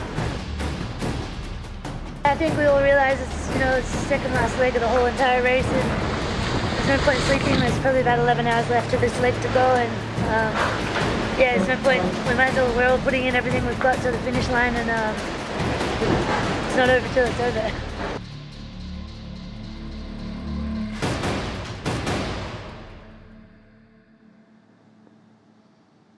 Mafre out on the water on leg 10, but as we just saw just a few moments ago, they're now safely on the dock, and the crew is in the Volvo Ocean Race Pavilion at the finish line in Gothenburg. We have seen some incredible scenes out in the water, and now it's quite nice to see those sailors feeling pretty good on the shore. And I think we've got our roving reporter, Amy Monkman, down there right now with more of the sailors to soak up a little bit more of the atmosphere. Thanks, Niall. Yeah, so I'm here with Xabi Fernandez in the Volvo Pavilion, where all the sailors come and, have some drinks and have some nice hot food. Xabi, we did hear from you on the dock, but it's nice to have a slightly longer, more relaxed conversation. What was that finish like for you? Just tell us in your own words, because it was excruciating to watch, and I'm sure that it was excruciating for you as well, being on board. Yeah, it was a tough one, to be honest. It was I think a very good leg for us and a good result as well, but a little bit painful how it happened. I think we did the hardest part of the leg all the way to Scotland and managed to be on the lead there, and then started stretching, and then we just couldn't hold. Brunel was coming faster than us, so we knew that once we were away and would be reaching, we would be okay. But this upwind, upwind close reaching, we couldn't hold them, and they passed us, and then finished here half a mile behind. It's always a really difficult moment when somebody rolls past you. And what was the atmosphere like on board with you and your team at that point? It must have been such an intense moment. Well, the atmosphere was good. I mean, everyone was fighting hard, almost all on deck, and trying to catch every wave and trying to just, as I say, stay ahead of them before that corner. But everyone just kept fighting in the same way. We knew it would be very difficult to catch them again. But, everyone, happy enough that be in the fight all the way to the finish. And I was down on the dock. You stepped off the dock and you said that you felt that Brunel had just picked up an extra gear from nowhere, really. I mean, what are your thoughts on that? Well, it's obvious that they've been improving such a big time the last legs. It's already since Hong Kong. I think they're selling very well, and maybe it was a little bit of a surprise for us to see such a speed difference, because we really couldn't hold on them. But we'll try to find this week what can we do different to improve this a little bit, because it's not much, but it's so many hours sailing that at the end makes the difference. And if I can just get a quick answer in Spanish from you. Era una etapa muy intensiva y muy intensiva. ¿Qué piensas de esta etapa? Bueno, una etapa durísima para nosotros, la verdad, con varios momentos difíciles en los que nos quedamos atrás, y creo que hicimos la parte más difícil, que era llegar al norte de Escocia bien, primeros, y cuando ya se suponía que podíamos estirar un poquito, pues es verdad que ha venido Brunel con una marcha más, un punto de velocidad que no podíamos mantener, y bueno, pues nos ha pasado, ¿no? La verdad es que ha sido un poco duro ese momento, pero bueno, luego hemos seguido peleando y al final hemos llegado aquí 5 minutos atrás. ¿Y qué estaba el momento lo más dificultado para ti y tu equipo? Bueno, en toda la etapa. Sin duda cuando nos ha pasado el Brunel, porque bueno, también lo pasamos mal en la salida de Bristol Channel, cuando nos quedamos un poquito atrás, nos preocupamos. Pero sin duda cuando esta mañana el Brunel nos ha pasado y ves cómo se va, pues la verdad es que eso es lo más duro de la etapa seguro. Vale, Xabi, muchas gracias. All right, that's it from us in the Volvo Pavilion. We'll be back shortly with somebody else. Thanks now. Back to you. Thank you, Amy. Talking to Xabi Fernandez, skipper of Mafre, who knows only too well, just as well as everybody here that's been obsessing over the points as they've rolled in as the boats have crossed the finish line, that it's all going to be about the next leg. It's all going to be about something that you've got left in the cupboard to pull out. I mean, leg 10 proved that all of these teams have found their winning form, and it really was a display of just how strong the field is in this edition of the Volvo.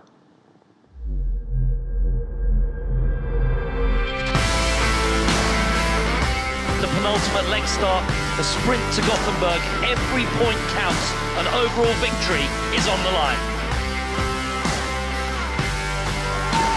It's probably the most magnificent day I've ever seen in the UK. Feeling good. What do you really think? The kick butts of these two red birds. 250. 230. Come down. Full guard.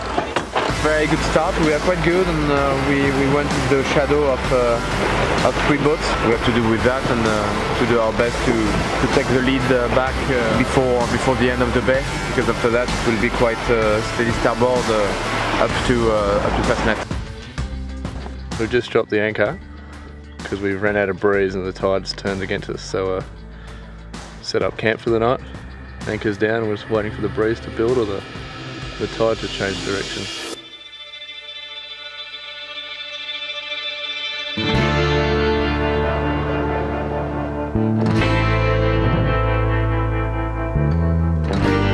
Everybody's in the same situation, but pretty slow.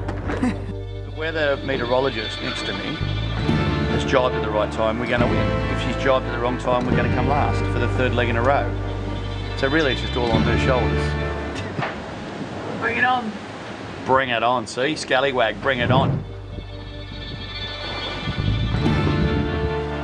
I don't know if we were lucky, but we are completely stuck in light spot against the current, so it's not easy. So we went for the first night out of Cardiff, so we're actually making good progress now to Fasten Rock towards Ireland. We passed Fastnet like 2 hours ago, pretty light wind, the fleet is been changing places a lot, every puff makes a difference, so we're trying to squeeze as much from it as we can.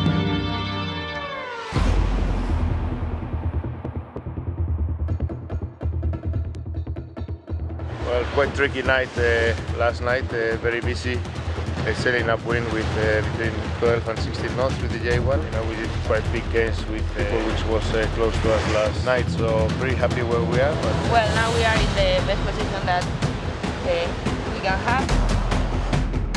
Yeah, so we're finally in the breeze again now. It's been a long, difficult day with you know, a ridge we had to go through to get into sort of the next low pressure. Now we're all heading to the north of Scotland. Now I think that we have to focus on our work, doing our best, and we have a lot of miles.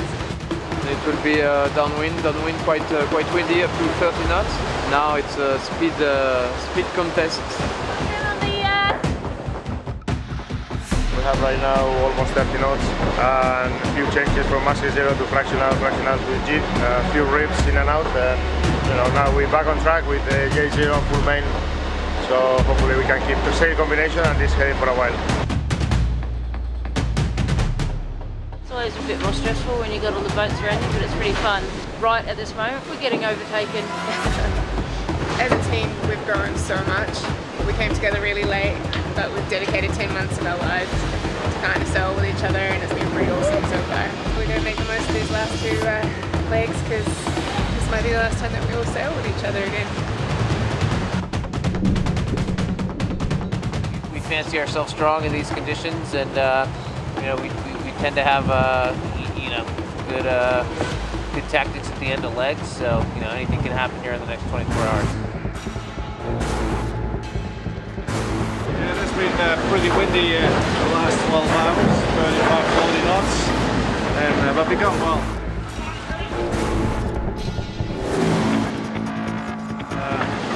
We actually just overtook Mafra like an hour ago, so we're actually in the lead, which is a nice thing, but still a long way to go, and we have to see how it all pans out.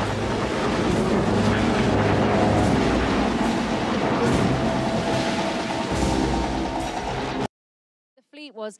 I imagine if there was ever a time for you to harness what your team has learned throughout this race, it was this leg. Yeah, I mean, they pulled it out of the bag. We were in sight of 5 boats for most of the leg, and even when we couldn't see them visibly because the visibility was pretty bad, we could see them on AIS, and to have racing that close right up until the finish was immense. But I'm very grateful we didn't have to short jibe in this wind up that channel with all the boats that close, so thank you. I bet you are.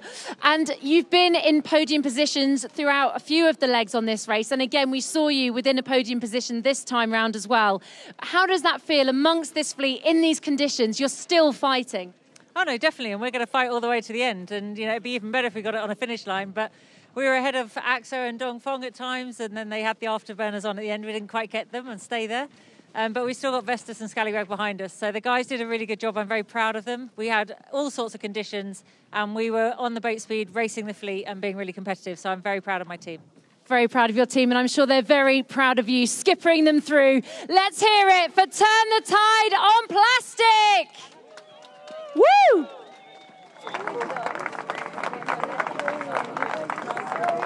A proud moment for everybody. All feels alright, actually. Amazing. Do you want to tell Amy to find someone?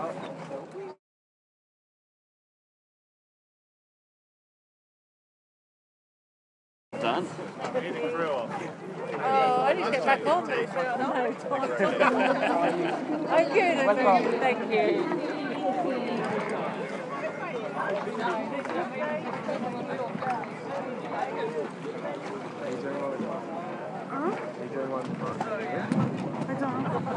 I've turned the tide on Plastic, and as you can see on the dock, we've got Amy Monkman. We call her our roving reporter, and for very good reason, because she is wandering around amongst the press, trying to use her Volvo Ocean Race badge to elbow her way to the front. There is Martin Stromberg, someone that we know that we want to talk to, and Amy is waiting indeed to talk to him. So as soon as we get a chance to hear some reactions from him, we will crash in and hijack that interview, because Conrad, interesting there with Debrief talking about it. I mean, she's a difficult one to read because she is upbeat. She knows she's got the hearts of a lot of young sailors with her, but she does want that win. She does want that top performance. Yeah, it's a bit of a balance that they had to sort of accept the fact that they were going into this with a novice crew and at the last moment, so they had none of the training and the preparation and the fine detail that any of the other teams had. But you're exactly right. They are carrying this environmental message of turn the tide on plastic, and they're carrying scientific instruments with them, with filters for microplastics. That could have been enough for anybody else. But Debrief wants to mold her team. She's talked several times about this proud mum moment, about developing her novice crew and offshore sailors, because I don't want to keep saying that they're novice, because they're incredibly talented and experienced, but just not offshore. So yeah, frankly, hats off, because we can find Dee to sometimes be a little bit mercurial. You don't know which way it's going to go, but that's because she's got these two sort of competing interests. One, get them around and create a future for these sailors, and the other one is whip them into shape and let's crack on for the finish line. But in fairness to them also, I mean, we have to start talking about them being offshore sailors at one point. They have completed that lap around the planet, and unlike Vestas Length Hour Racing and Team AXO Nobel, Turn the Tide on Plastic are going to be in the fight of their lives. And down there right now on the dock at the moment, we do have them all dotted around the dock. It's going to be interesting to read some of the body language coming off the sailors, because when they do finish, and when those podium finishes that they've been holding on to, maybe 24 hours out from the finish line, when that podium finish eludes them just at the end, it is a difficult one to wear because, okay, offshore racing experience to one side, they are competitive sailors nonetheless. And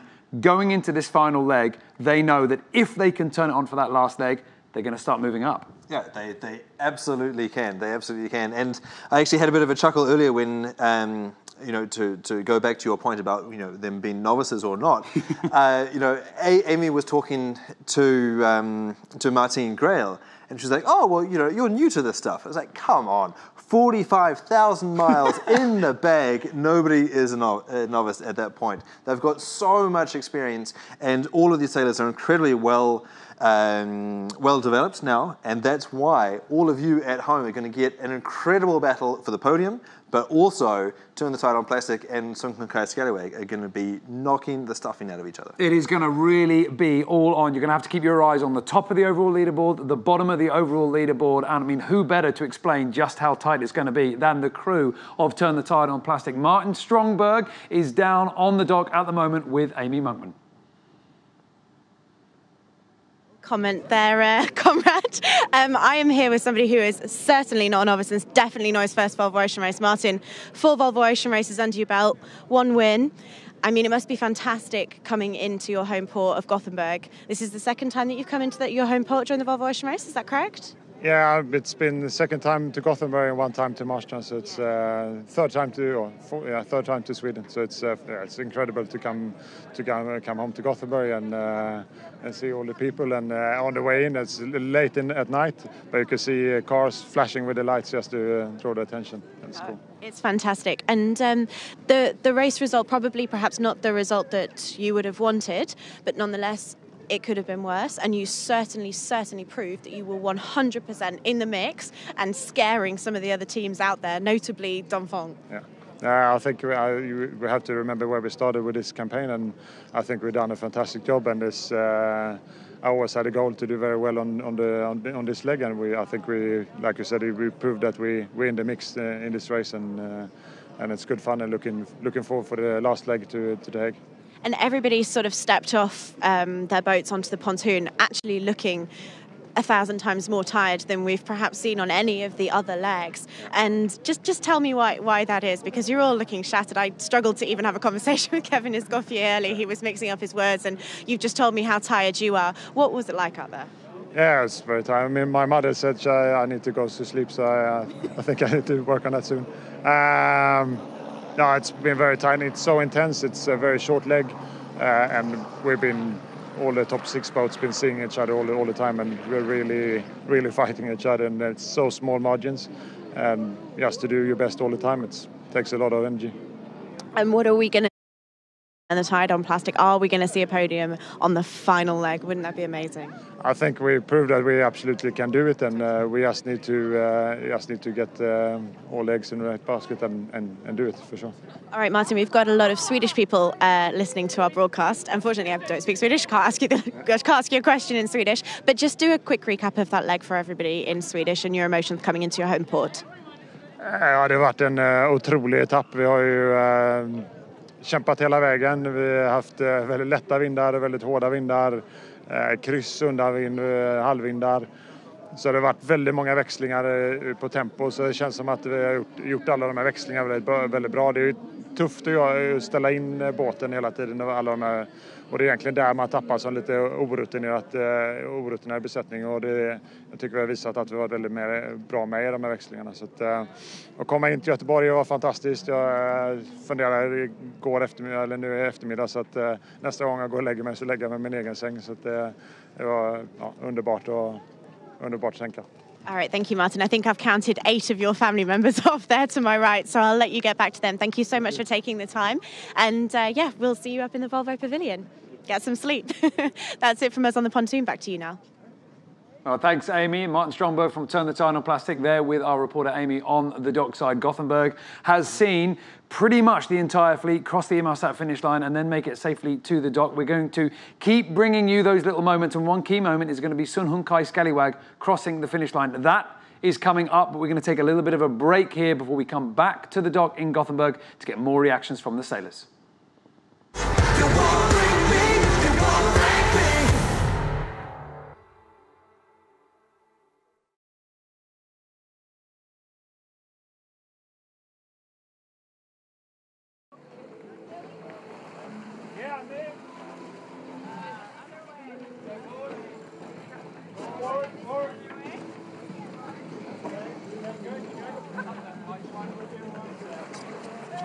We are live, back broadcasting again from the finish line in Gothenburg. Vestas 11th Hour Racing, the next boat to hit the dock. And Conrad Coleman, I mean, one of the boats that now can't move up, can't move down on the overall leaderboard.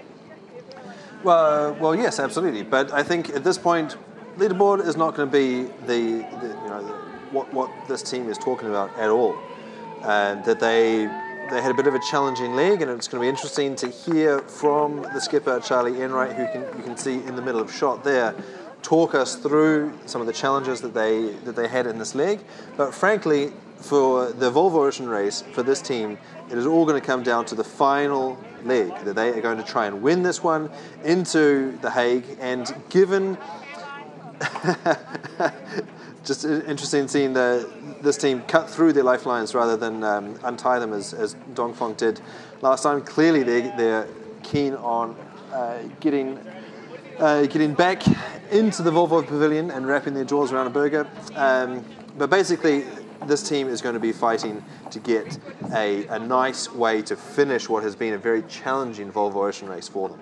They want to bookend this with a win in Lisbon, a win in The Hague, and given the fact that there's going to be this epic three-way match race on the podium, they could well get the breathing space to do that. And they could absolutely do it, but as you quite rightly say right now, it's not so much about those points for a team like this, it's also about the accomplishment of rounding off another leg, going up there against the elements, against some of the best sailors in the world, putting yourself up against those big challenges and seeing how you fare. And in this leg, while they didn't manage to finish in those top spots, they did hold on to the leaders. They did manage to stop them from pushing out too far away. Now, in just a moment, we're going to be able to hear from the sailors down there on the dock. But, Conrad, interesting, stern in on these docks here, a little bit of a chance to see a different angle on the boats. Well, yeah, but I was actually wanting to draw the viewer's eye to the Danish flag that was sort of half appearing underneath that stern fender there. Remember, this is a team that has a sort of split personality between the American side and the Danish side, the Vestas 11th Hour Racing and the Vestas. And the next leg is also going to be crucially important for that side as well. They go around Denmark. By Charlie Enright, skipper of Vestas 11th Hour Racing. Welcome to dry land. Tell us about that leg. I mean, some truly epic conditions out there. Yeah, it was a tough leg. A lot of ins and outs. Not our best performance by any means, but yeah, we got one more leg here to end on a high note. And just talk us through your strategy. I mean, very tough conditions in the Southern Ocean. You saw, a broken mast. So what was your thinking here? Was it to sail carefully and get the boat back in one piece, or did the competitive side take over? Well, we were pushing there right until the end, that's for sure. The deltas were really close, Our worst result certainly with a 6th place, but only a couple miles off the lead, and we were battling with Brunel, who ended up winning the leg. So we were pushing until it was a foregone conclusion, and then, obviously coming to the channel, reduced sail. But no, I mean, we pushed to the end for sure, and like I said, we got one more leg to post a good result. And just finally, what are you most looking forward to here at this stopover? A beer, some sleep, some rest? Yeah, all of the above. My family's here through the end of the race, so it'll be nice to spend some time with them and kind of regroup and get ready for Sunday's import race. Fantastic. Well, enjoy your stopover here in Sweden. Thanks, guys. And let's hear it one more time for Vestas 11th Hour Racing.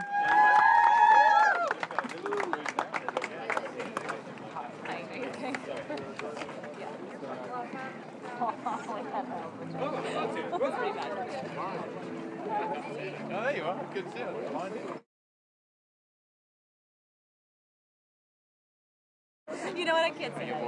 Or co-skipper of Vestas 11th Hour Racing, along with Mark Towell, on the dock and now safely into the arms of his family. And on the 3D tracker, we can see that there is still one boat left to cross that Inmarsat finish line, Hung Kai Scallywag. And, you know, Conrad, let's talk about this boat, but let's talk about them in terms of this leg. We know that they've had their trials, their tribulations, their huge accomplishment to get back into the race. On this leg, that start in Cardiff, put them on the back foot. Now we can see them sailing in the dark, and it's everybody up on deck as they're coming into that second to last jibe, rounding the lighthouse. But this boat, sadly, in the closing stages, just weren't able to tick down those miles. Well, they were in different wind, and that's, oh, there we go. That's the jibe right there. The main just went across. Fantastic timing there, going to the final boat out on the water, racing, still giving it the beans all the way to the finish line. Well, we're going to keep bringing you little images of Hung Kai Scallywag. The connection keeps coming in and out, but right now we can hear from Simon Fisher, who's down on the dock with Amy. The camera. Thanks, Niall. Simon Fisher, Sci-Fi as you're more commonly known. That was a rather epic leg for everybody to watch, but I can imagine that it was even more intense and tiring, and especially for the navigators. It was a complicated leg. Yeah, it was a tough one. It was a tough one, and unfortunately we didn't sail that well. But yeah, made a few mistakes. But you know, every time we thought a move might be decisive, I think the fleet showed that there wasn't the end, and it was, you know, impressive to see how the places were changing and changing and changing right to the end. So yeah, it was pretty exhausting, and true to this race's form as well. We got a good kicking, so we're over 35 knots of wind again. Be honest, how much sleep did you get? Not a great deal. I tried to get as much as I could, but yeah, every time I put my head down, then something would start happening. Places start changing, the wind would start shifting, so it was straight back out of bed and yeah, back in front of that computer screen. And before we came on air, we were just talking about how intense it is at the front of the fleet with Dongfeng race team Matt Frey and team Brunel. And you were saying that everybody is just going to be relentlessly competitive on the next leg. Some people have more to lose than others, but that does not for a second mean that you're going to not be pushing 100%. Isn't that right? No, absolutely not. I mean, it's going to be fascinating to watch the next leg with 3 boats all tied on points now. It's I don't think that's ever happened before in Volvo history. So, yeah, that's going to be really exciting. But, you know, on Vestas, we're a competitive bunch, and, you know, we'd want nothing more to go out and win the last leg. So, hopefully we can go out there in a few days' time and really put the cat amongst the pigeons and, yeah, show everyone how well we can sail, and that, you know, had situations been different, we could have been right there on the podium too. Well, I'm sure that is exactly what we'll see on the next leg. Thanks for taking the time to talk to us. I'll let you go to the much-awaited drinks and food in the Volvo Pavilion. Thank you, Sci-Fi. Sure, no worries. Thank you. You're welcome. That's it from us now. Back to you. Oh, thank you, Amy. We're going back now on board with live images of Hung Kai Scallywag sailing into the finish. Now, if you were watching us just a moment ago, they have completed the first of their last 2 jibes, the one that brings them round the lighthouse. I'm not absolutely sure actually whether they are onto that final ley line. We'll have to wait until we get confirmation of the virtual 3D tracker. They're certainly in a lot of breeze. They're certainly flying along. There we can see it on the tracker. Well, now, Conrad, I can see the lighthouse here on the left, a small circle. You can see the other boats at Mark 1. They bore around it. But Team Hung Kai Scallywag, they're sailing on slightly different angles. I mean, is this the fact that they're in that different wind, as you mentioned a moment ago? Yeah, the wind is different. It looks like they're on the ley line. It's a bit of a tricky entrance, and there are a few channel markers that are not sort of showing up on this track that they may have to respect to stay in the deeper water. It's a bit of a challenging approach here. And indeed, Gothenburg, for perspective, has sort of claimed some scalps previously in the Volvo Ocean race. Now, I mentioned it briefly when we had Brunel finishing and Richard Mason sort of rapping on the knuckles quite appropriately for not talking about it too much in detail. But it was actually Telefonica Blue that hit a rock and actually really complicated their Volvo Ocean race here in Gothenburg. So it's a bit of a minefield out there. They're going to have to be really careful on their final approach. But to me, but looking at it now, it looks like it's just going to be a one-take wonder all the way to the finish. Well, it's under the cover of darkness either way as we go back to live images, but we can keep bringing you reactions from the sailors. Stacey Jackson from Vestas 11th Hour Racing is down there on the dock with Amy. Let's hear what she's got to say. Thanks, Nal. So, Stacey, that was a very interesting leg, very complicated. We were just talking to Simon Fisher, your navigator, about how complicated that was and how little sleep he got. Yeah. Your team had some highs and lows. What were the key moments for your team in that leg? Yeah, it was a tough leg, but we had some good good moments too. We had a reasonably good start after what looked like a really tricky beginning. We had some boat speed issues at times, but otherwise, we led through the islands off of Island. We chose to do a little split. We went up and around another island, and the whole fleet followed us, so that was kind of cool. And then again, we were off, and moments changed, and we made some losses, unfortunately, and pretty much got us here to Gothenburg in sixth place, which is probably a little bit disappointing for us. But we're here, and we've got one more fight left in us. When you say that you've got one more fight left in you, we're obviously talking about the last leg, and it's going to be a very, very intense one. As you know, the top three boats are tied on points, but Simon was saying that does not mean that you guys are not going to absolutely put I think he said the cat among the pigeons and cause absolute havoc on the racetrack if you can. Yeah, I probably wouldn't word it as politely as Sci-Fi has, but we're definitely going to go out there and cause some havoc. We know we can. We traditionally have been quite fast and always had a podium finish, so we're hoping to go out with a big result in this last offshore leg. Of course, there are 2 import races still as well, but yeah, for sure we'll cause as much trouble as we can. All right, thanks, Stacey. Thanks for taking the time to talk to us. Okay, that's it from us on the pontoon now. Back to you. Thanks, Amy. Stacey Jackson from Vestas 11th Hour Racing as we go back on board with Hung Kai Scallywag. We have yet to hear from David Witt and the crew on board Hung Kai Scallywag. We know that this has been a tough, challenging leg, and we are going to be there to welcome them across the line and hear from them because, well, in front of them, every other team already finishing, already enjoying the delight of being on shore, not least Vestas 11th Hour Racing, who now, after completing leg 10 and taking those points, sees their position in the Volvo Ocean Race already guaranteed. It will be a 5th place finish on the overall scoreboard after a very tough, fierce leg 10.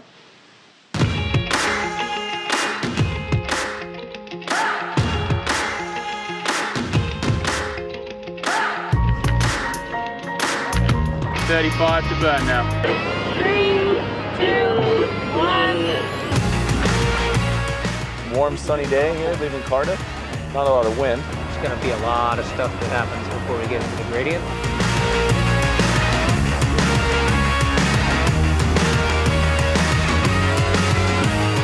Here we are in the second to last leg of the Volvo. We're just getting close to the Fastnet Rock. We're toward the back of the fleet right now, but the whole fleet's quite compressed. We're going to be working our way around this corner here of Ireland and up the coast, and Dongfeng's in the lead. They're only a few miles ahead of us, so it's going to be a busy, tricky afternoon.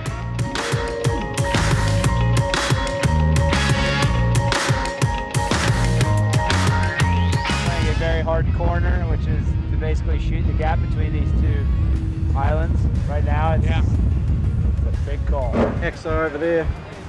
So I've had a little gain. Sci-Fi's managed to get us to split the atom. The ridge is good. Ridge, first one out of here. We're south this way. Transition.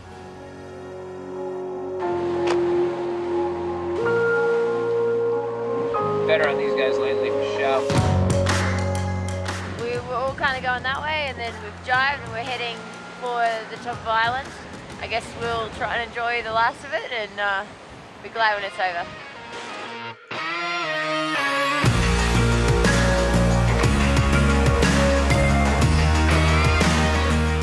Just another day off top of God knows where in the moon, and it's windy, beautiful. We fancy ourselves strong in these conditions, and we tend to have good good tactics at the end of legs. So, you know, anything can happen here in the next 24 hours.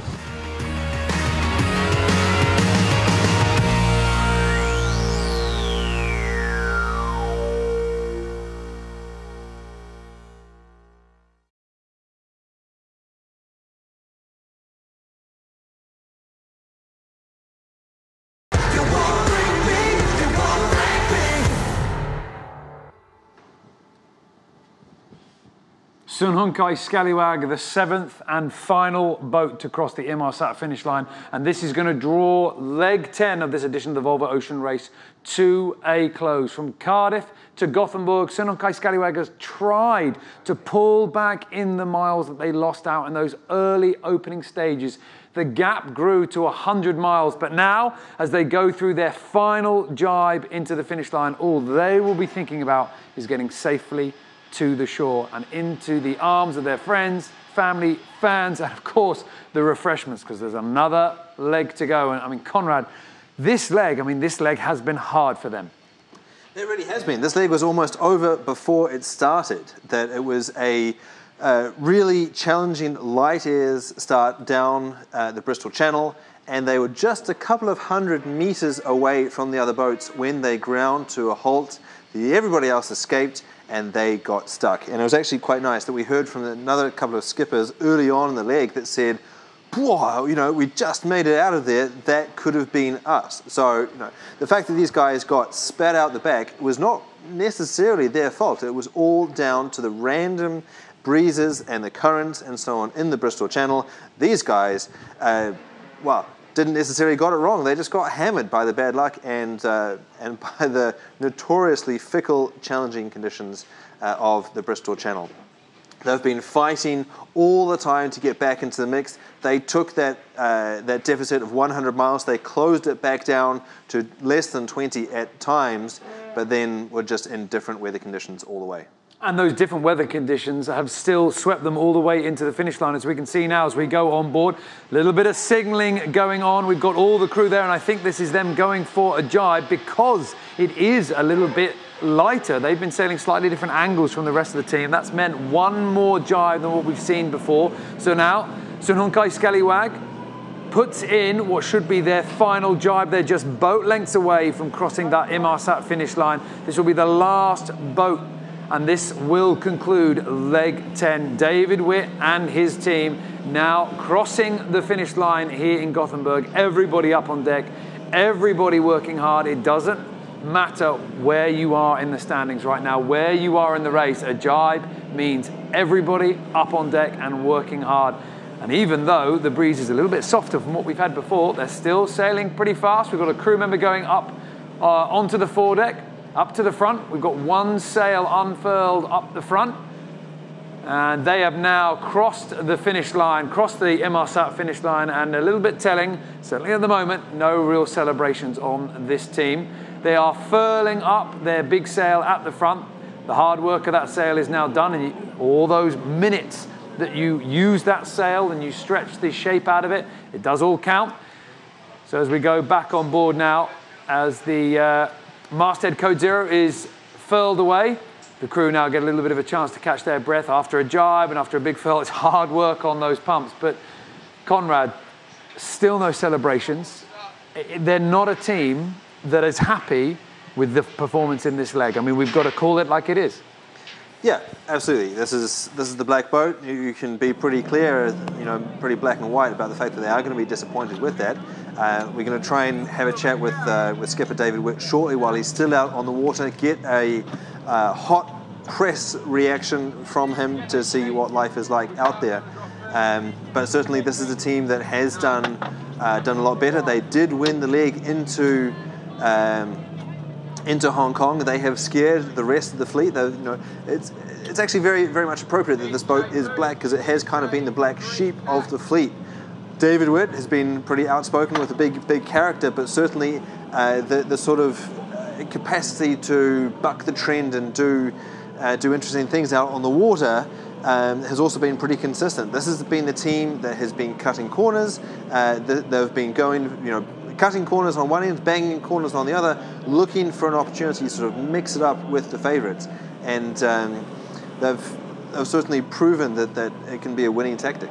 I completely agree with you there. There has been some courageous moments displayed from this team. Of course, they have come back into the race from being, well, very low. I mean, they have been through some really trying times. But right now, on this leg, they are having to deal with a disappointing performance. But if they do get the chance to stand back, they can feel good about the fact that in a very short leg, from being 100 miles behind, they have managed to whittle that down, as you say, at times, to a very small distance indeed. We have got David Witt, I think, on the helm, and we can see the headset from our onboard reporter being passed back towards the skipper. So shortly, we should be able to hear some words from the boat as the rib is chasing alongside. The boat's still flying along, but now we can hear from the man himself, Skipper David Witt. David, thank you very much for taking the time to talk to us. I mean, that leg was pretty hard work all the way through. Big breeze there, right the way across the line. Yeah, it was, but you know, we made it pretty hard for ourselves being anchored in Cardiff while we watched the rest of the fleet sail away for 100 miles. As you say, a difficult start. I mean, we were all there with you watching those miles tick wider and wider, but you did manage to whittle the distance down. Disappointing that you weren't able to close it down in the final stages.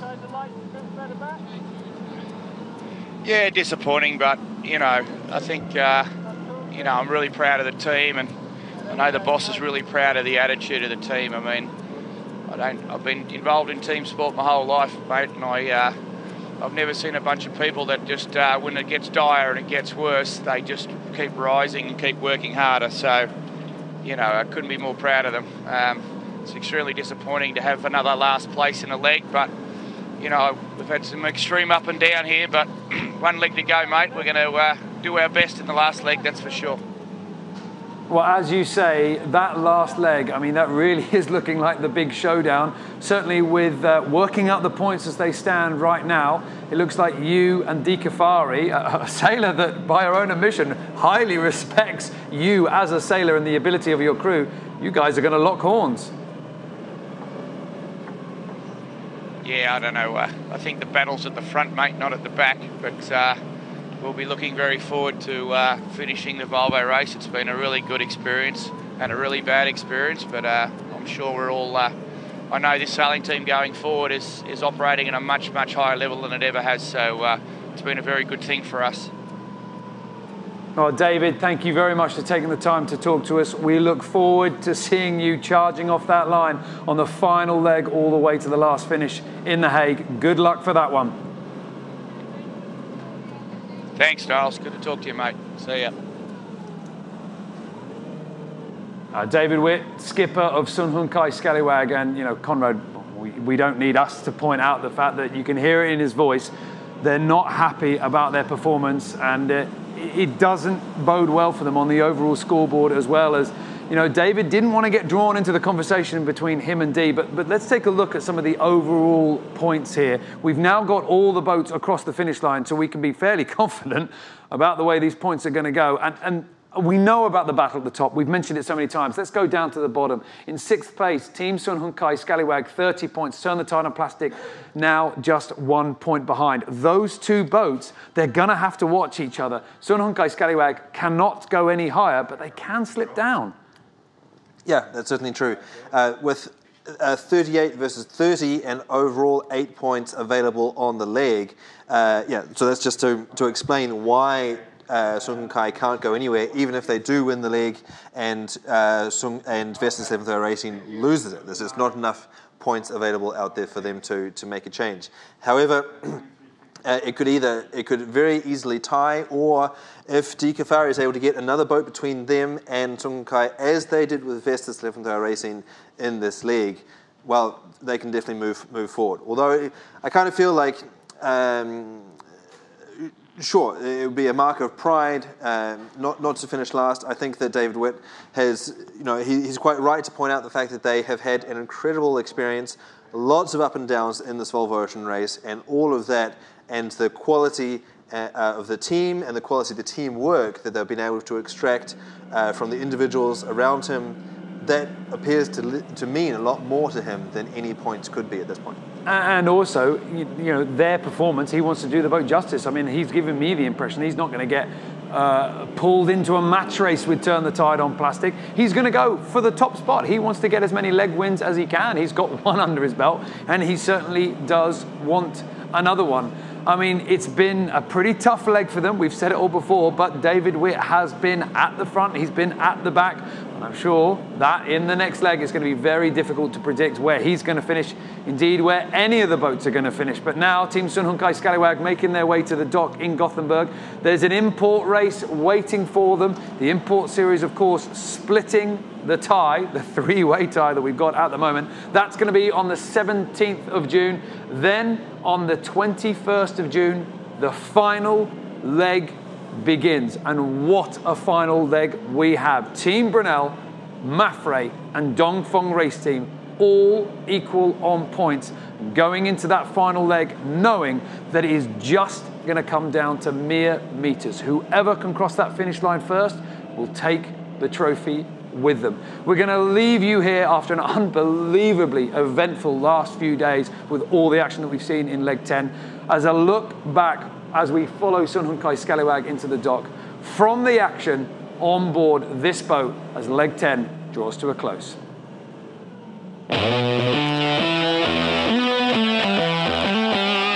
Today we're in Cardiff, the sun is out. It's probably the most magnificent day I've ever seen in the UK. We're going to try to go from here to Sweden for 2 good results with 2 legs to go. Hung Kai Scallywag had to go around and restart. There'll be quite a few frustrated souls on that boat. We can't be behind Turn the Tide.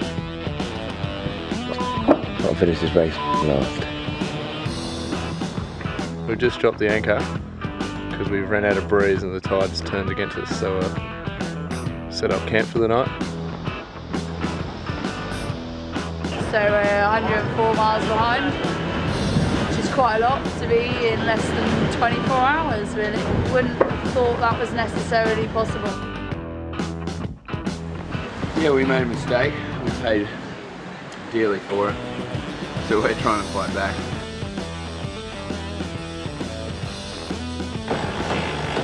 We are in a transition zone, so we expect the wind to make a big shift. We're now in the middle of it, so we try to make the best out of the situation.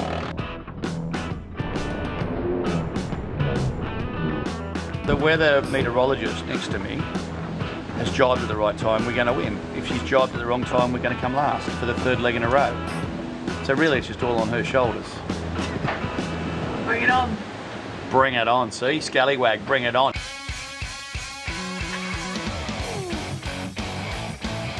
I think the last sked was pretty good. I think we're the fastest boat in the last sked.